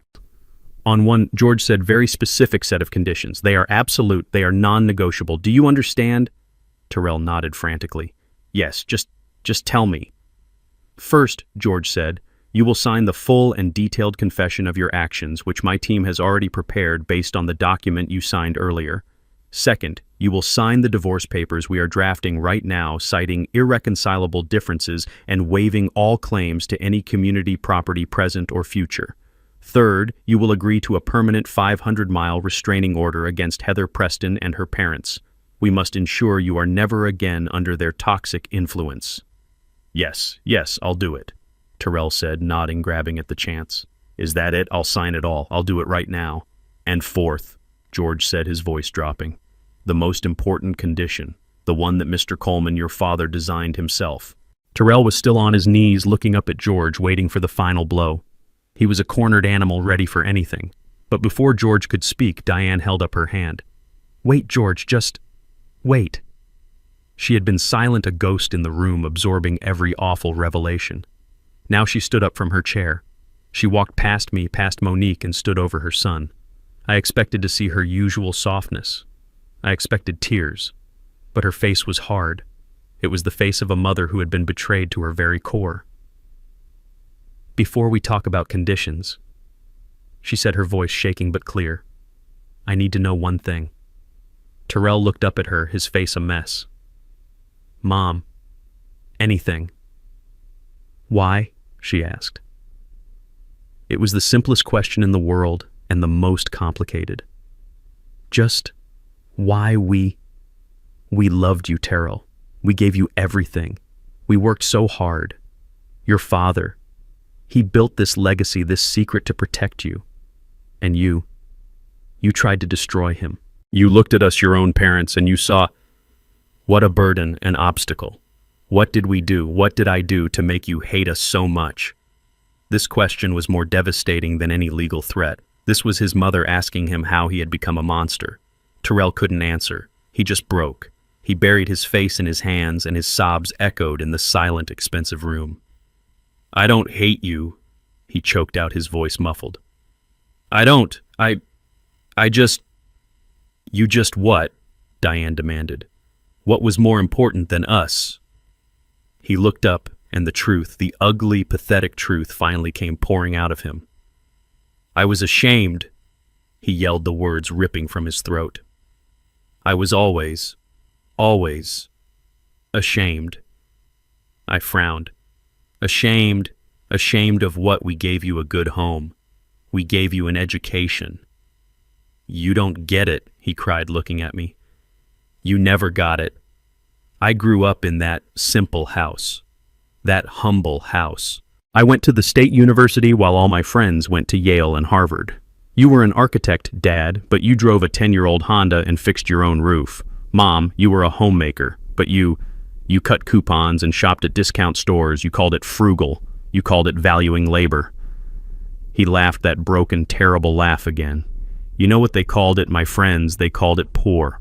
They called it cheap. So you were ashamed of us, I said. It wasn't a question. And then he continued, ignoring me. I met Heather and her family, Richard, Barbara. They had things. They didn't just have money, they had class. They talked about summers in the Hamptons, skiing in Gestad clubs that I didn't even know existed. They were better. They are criminals, Monique said, speaking for the first time. I didn't know that then, Tyrell screamed at her. I just knew they were everything I wasn't. I wanted to be one of them. I wanted Heather. And to get her, I had to lie. I told her you were old money. I told her you were eccentric, and that you were modest by choice, but that you were secretly loaded. He looked at me, a bitter irony in his eyes. Turns out, I wasn't even lying, was I? You were loaded. You just never told me. The lie just got bigger. He went on, his voice dropping to a whisper. I had to buy her the ring. I took out a loan. I had to take her on vacations we couldn't afford. I took out another loan. Then I had to keep up. The condo, the car, the dinners, and the betting. I thought I could make one big score. Just one. Pay it all off. Live the life I was pretending to have. But you didn't win, I said. I never won, he whispered. I just lost, and lost, and lost. So you came for us, Diane said, her voice flat. When your lies ran out, you came for us. Terrell nodded, his shoulders slumping in total defeat. Heather's parents were coming to town. They wanted to see the estate. They wanted to meet the eccentric parents. I was trapped. I knew the moment they saw the house, the moment they met you. The jig was up. They would see you just as you were. Simple. And you couldn't have that, I said. No, I couldn't. So the plan to declare me incompetent, it was Richard's idea, he said, grabbing at the excuse. He said it was a standard high net worth move, that it was estate planning to protect the assets from erratic decisions. I went along with it. I thought, if I could just get control of the money, I could fix everything before you even knew it was gone. And when that failed, I pressed. What was the plan last night, Terrell? He wouldn't look at me. He looked at the floor. Tell me. It was desperation, he mumbled. Heather and her parents. They said we had to take control, that you were an obstacle, a burden. They said if we moved in, took charge, showed you that we were the ones in control, you would just give up. Give up, Diane repeated, horrified. You were trying to break our spirits. We were going to sell the house, he admitted. Use the money to pay off the immediate debts, move you and Dad into a nice facility, a really high-end one. We thought you'd be happier there, with people your own age. A facility, I said. You were going to sell our home, the home I built, and use the money to pay your gambling debts, all while locking us away in a nursing home. He stammered. You were ashamed of us, Terrell. I said, the final cold truth settling over us. You were ashamed of our simple life. So you decided to steal it, sell it for parts, and throw us away, all to impress a family of thieves and frauds. He had no answer. He just knelt there, the full, ugly, pathetic truth of his life exposed. He was a weak man, a gambler, and a liar who had tried to destroy his own parents out of shame. Terrell's confession hung in the air, thick and toxic. He was still kneeling on the floor, a broken 38-year-old man who had just admitted to throwing his entire life away because he was ashamed of us. He was ashamed of our love. Diane, who had been standing over him rigid with a mother's pain, slowly raised her right hand. I saw it coming, but I did nothing to stop it. The sound of her palm connecting with his cheek echoed in the high-ceilinged room. It was not a gentle tap. It was a hard, sharp slap that snapped Terrell's head to the side. That, she said, her voice trembling with a fury I had never heard from her in 45 years. That is for making me cry. That is for the terror you put us through. That is for standing in my kitchen and planning to throw your father and me into the basement. Terrell didn't even flinch. He just stayed there, his head bowed, the red mark blooming on his cheek. I thought that was it. I thought that was her final judgment. But then she did something that shattered my own resolve. She let out a great, shuddering sob, and she knelt on the floor in front of him. She pulled his head to her chest and wrapped her arms around him, holding him as he sobbed. And this, she cried, her tears falling into his hair. This is because you are still my son. You are my son, and you are a fool. A terrible, terrible fool, but you are still my son. Terrell's composure, the last of his pathetic defenses, completely shattered. He howled. It was a sound of pure, bottomless grief. He clung to his mother, his face buried in her shoulder, and they knelt there together, two halves of a broken heart, crying for the family that he had just destroyed. Monique turned her back, walking to the window to give them a moment of privacy. George looked at me, his face impassive, but his eyes said, "What now, Louis?" I let them cry for a full minute. I let the poison out, but this was not the end. This was the beginning of the consequences. I walked over to them. "Diane?" I said, my voice firm but not unkind. "That's enough." I placed my hand on her shoulder. She looked up at me, her face a mask of tears. "George, Monique," I said, "please give us a moment. My wife, my son, and me." George nodded. He and Monique quickly and quietly left the conference room, closing the heavy door behind them, leaving the three of us alone. I looked at Terrell, who was still kneeling, and at Diane, who was sitting on the floor beside him. "Get up, Terrell," I commanded. He sniffled, wiping his nose on the sleeve of his expensive rumpled suit. He looked like a disobedient child. "Dad, Get up." He slowly, painfully pushed himself to his feet. He stood before me, his head bowed, his shoulders slumped. "You have two paths," I said, my voice cold and hard. "I need you to listen very carefully. George and I have prepared a file. It contains the bank records, the testimony from the bank manager, the audio recordings of your Plan B conversation, and the signed confession that you and your criminal in-laws just gave us. It is enough to send you, Heather, and both her parents to prison for a very long time. That is path A. You and I and your mother never speak again." Terrell's eyes widened in raw terror. "Dad, no, you said there were conditions." "I did," I said.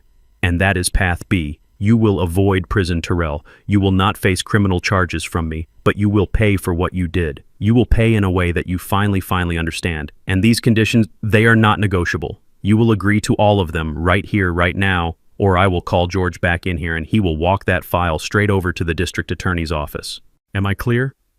Yes, Dad, clear," he said, nodding frantically, his eyes desperate. "Anything, I'll do anything." "Good." I began to pace. "First, you will go into treatment, not just therapy. You are a gambler. You have an addiction. You will check into a 30-day inpatient program and you will follow it with outpatient meetings for as long as the doctor deems necessary. Am I clear?" "Yes, Dad." "Second, you will find a job. I don't care what it is. You can sweep floors, you can flip burgers, you can drive a truck. You will earn a paycheck with your hands. And with that paycheck, you will begin to pay back the $750,000 you owe, not to me, to the trust. You will pay it back with interest. You will not receive one single penny from me or from your mother or from the trust. Your inheritance is gone. Forever. Am I clear?" He swallowed hard. The reality of a lifetime of debt, of working-class labor, was hitting him. But he looked at me at the prison door waiting on the other side, and he nodded. "Yes, I understand. I will." Third, the Prestons, Heather, her entire family. You are done with them. George is drafting the divorce papers as we speak. You will sign them. You will file a permanent 500-mile restraining order against all three of them.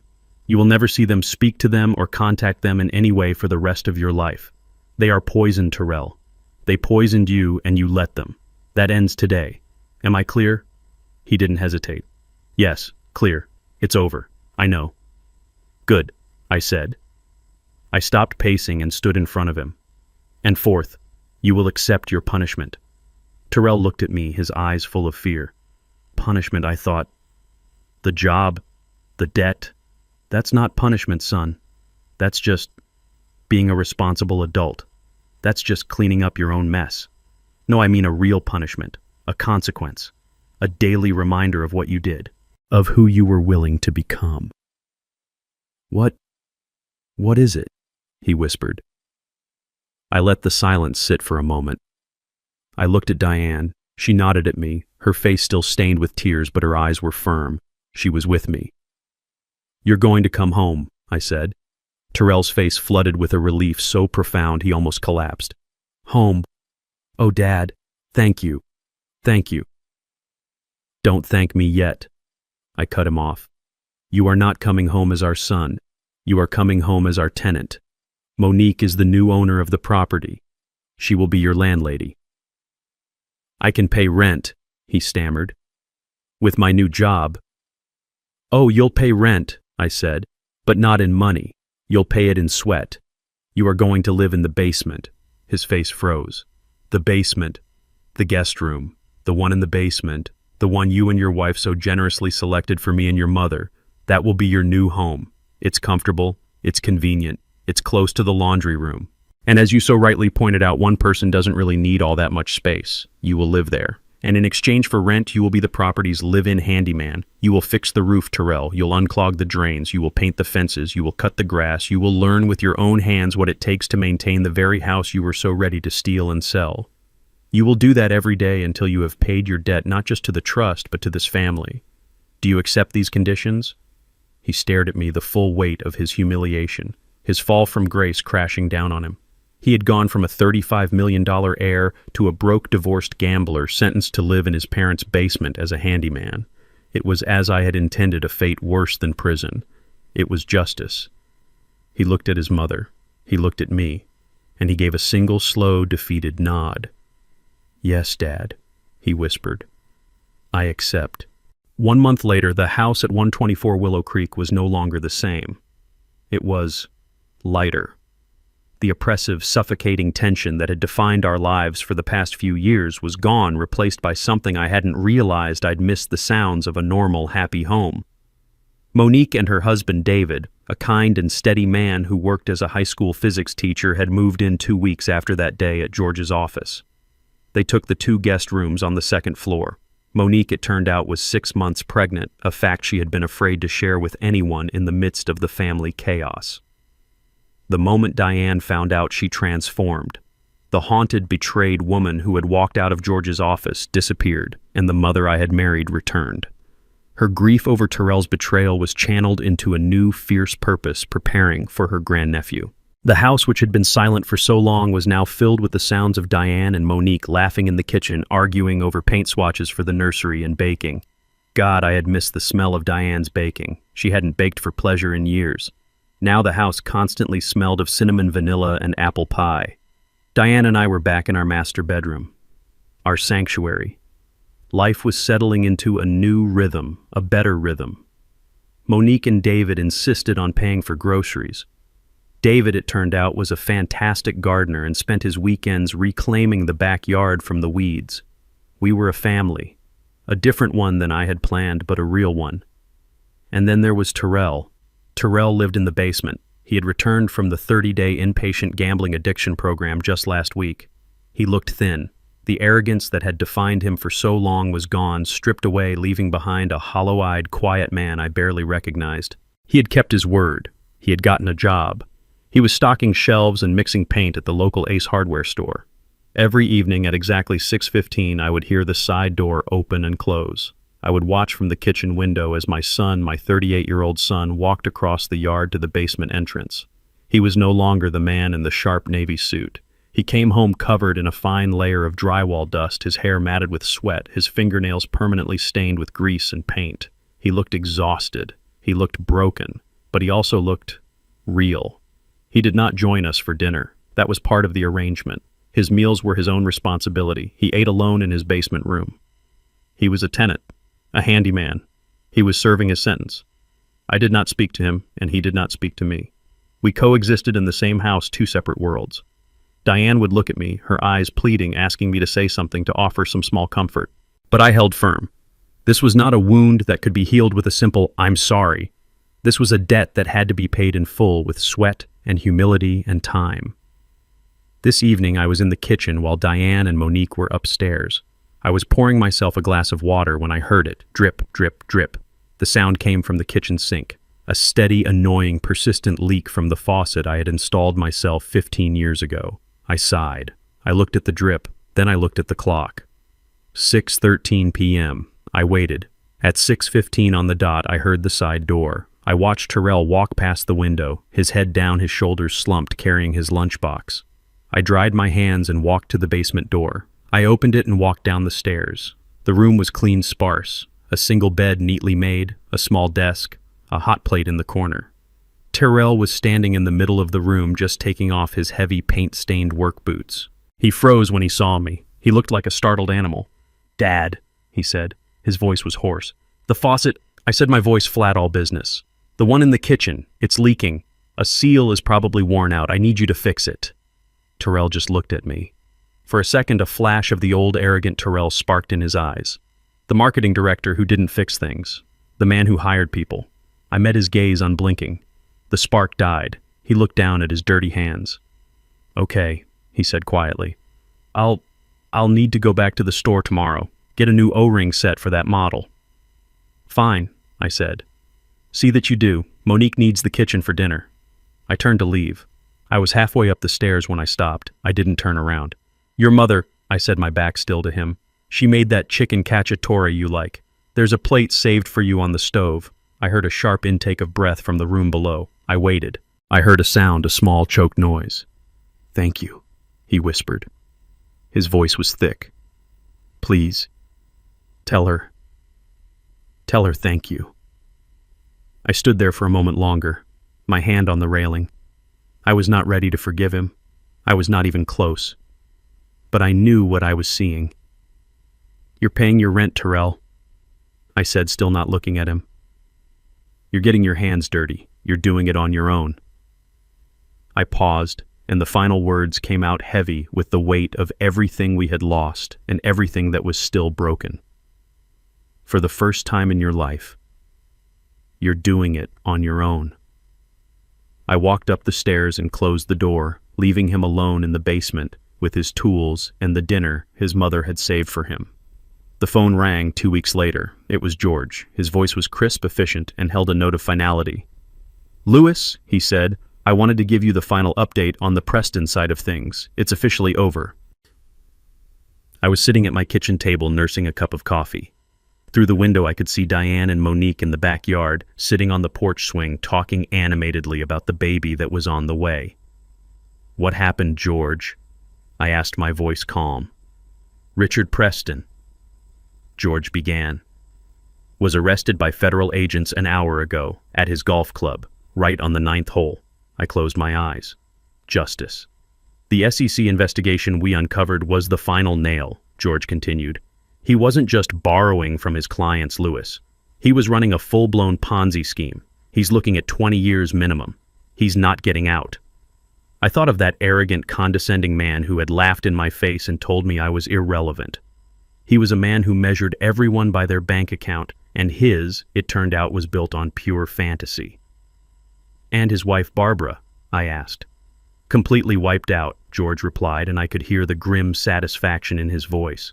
"Every account she had was tied to his fraudulent business. The house has been seized by the feds. The cars are gone. She's currently living in a Motel 6, according to my investigator. She's functionally bankrupt. Worse," George added, "she had the audacity to try and call my office demanding that the Coleman Trust pay for her legal fees. She claimed she was a victim of my aggressive tactics." "What did you do?" "I sent her a bill," George said flatly, "for the emotional distress she caused my clients, Mr. and Mrs. Lewis Coleman. She won't be calling again. The Prestons Lewis are finished, socially, financially, and legally. They flew too close to the sun and they got burned." I felt a quiet sense of order settle over me. It wasn't joy, it was just completion. "And the daughter?" I asked. I couldn't bring myself to say her name. "Ah, yes, Heather. She's been busy," George said. "How so?" "She filed for divorce immediately, just as she had threatened. Her lawyer, a real shark from a downtown firm, filed a motion to seize all of Terrell's assets as emergency alimony. She was still convinced, even after everything, that the $35 million was hiding somewhere. She was convinced that we were just playing an elaborate game." "What happened?" I asked, though I could guess.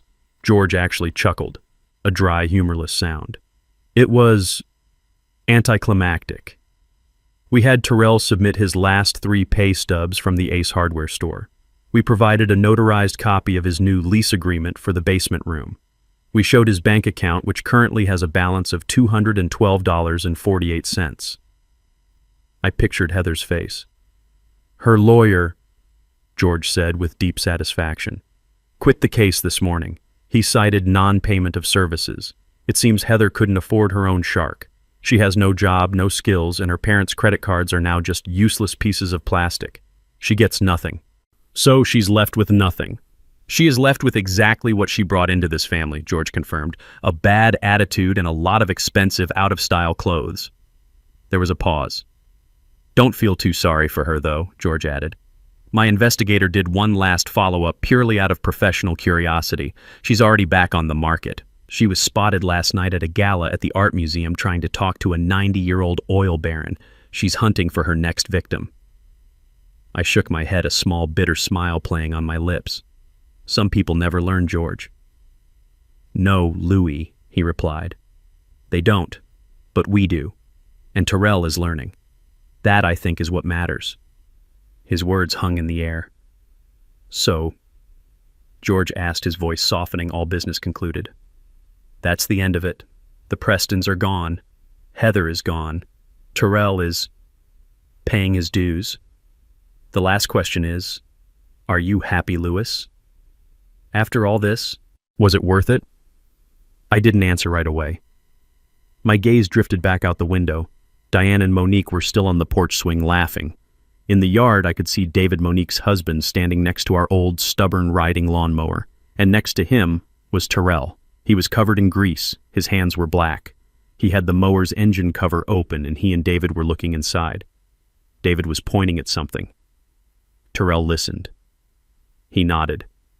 He wasn't the slick marketing director. He wasn't the arrogant, defeated son. He was just a man learning how to fix something. He was learning how to do the work I had always done. I watched as Terrell finally pulled the starter cord.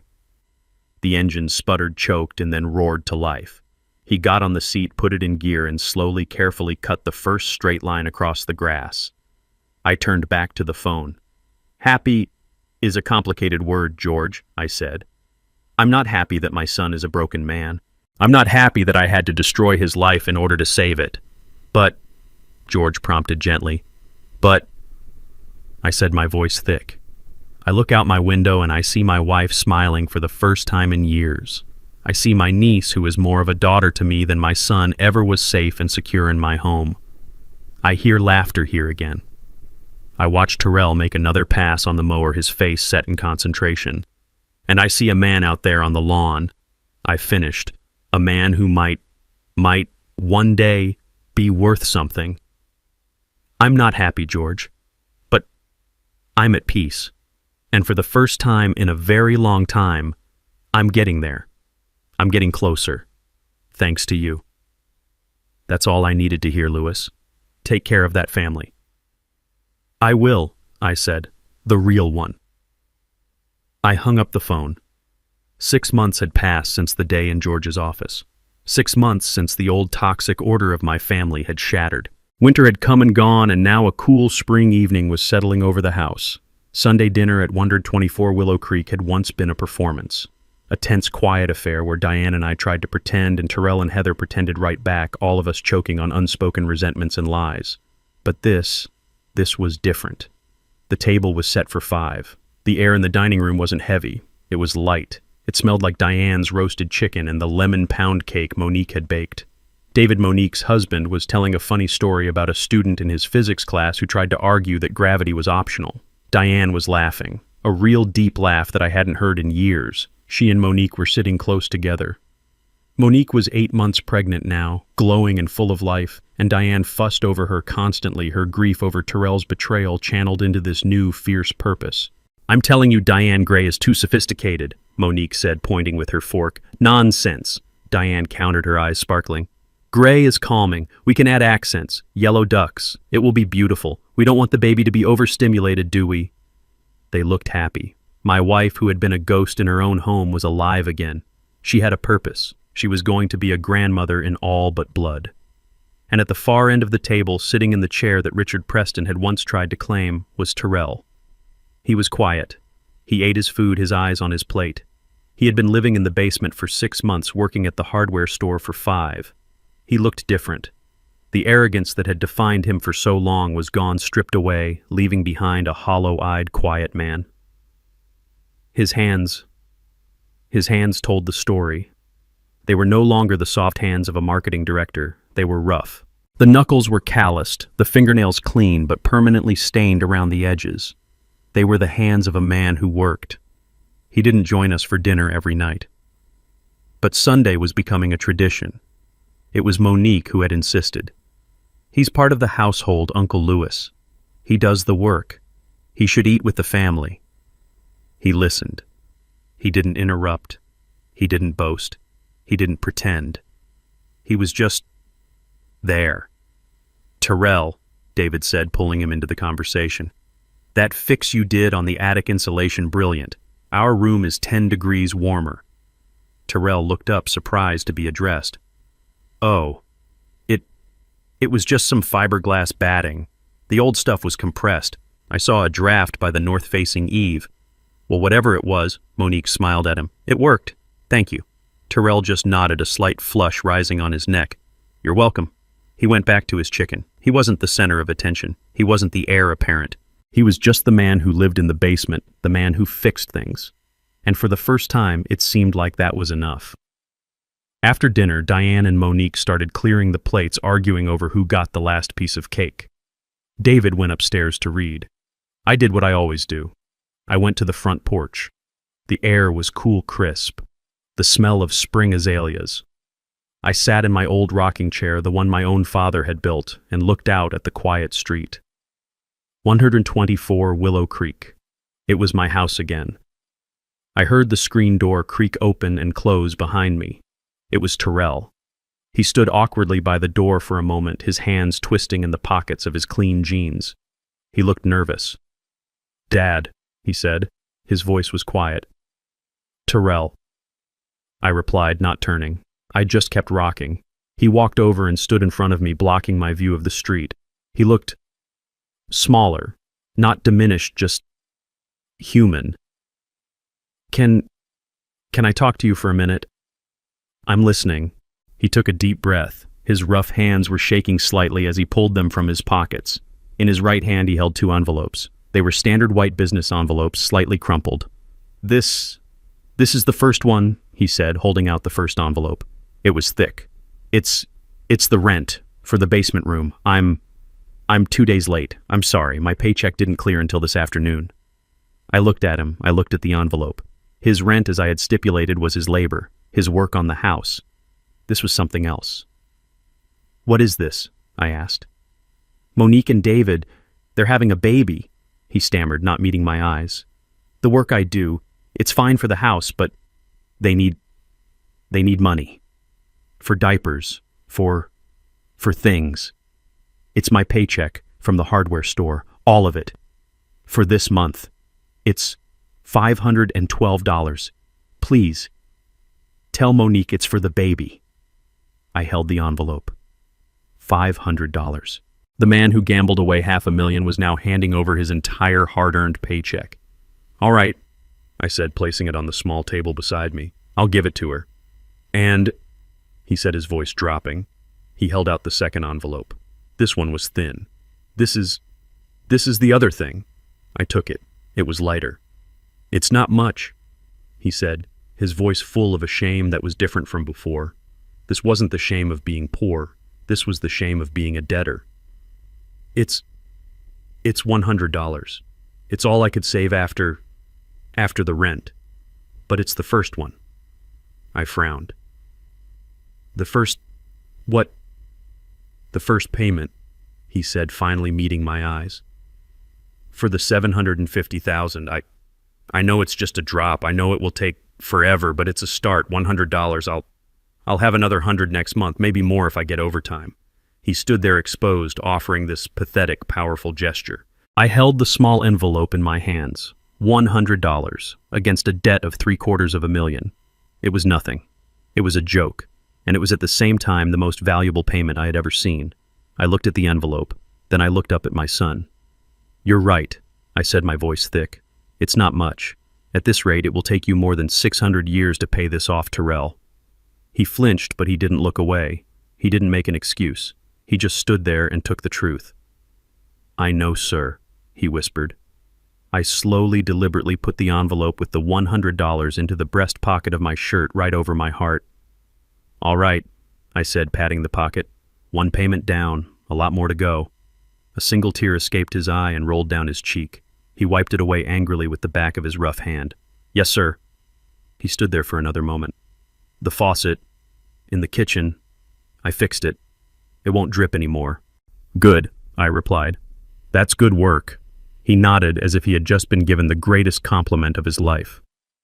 "Good night, Dad." "Good night, son." He turned and walked back to the basement door, his shoulders straight. I sat there on the porch for a long time, rocking back and forth in my father's chair. I heard the faint sounds of Diane and Monique laughing as they washed the dishes. I heard the distant sound of the city. I felt the crisp spring air on my face. George had asked me if I was happy. No, I wasn't happy. Happiness was too simple a word.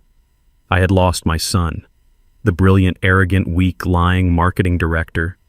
That son was gone forever. I had been forced to destroy him. But as I sat there in the dark, my hand resting on my chest, feeling the small crin-clad envelope in my pocket, I realized that in the wreckage I had found something else. I had found a man who was paying his debts, a man who fixed what was broken, a man who was learning the hard way how to build a life instead of just buying one. I had lost the son I thought I wanted, but I had finally found the man I had always needed him to be. I closed my eyes. The house was quiet. The war was over, and for the first time in my 69 years, my world was finally truly in order. I was at peace. Here is the lesson we can all take from this story. This story teaches us a powerful lesson about the difference between price and value. Terrell and the Prestons were obsessed with the price of everything: the house, the cars, the status, but they understood the value of nothing.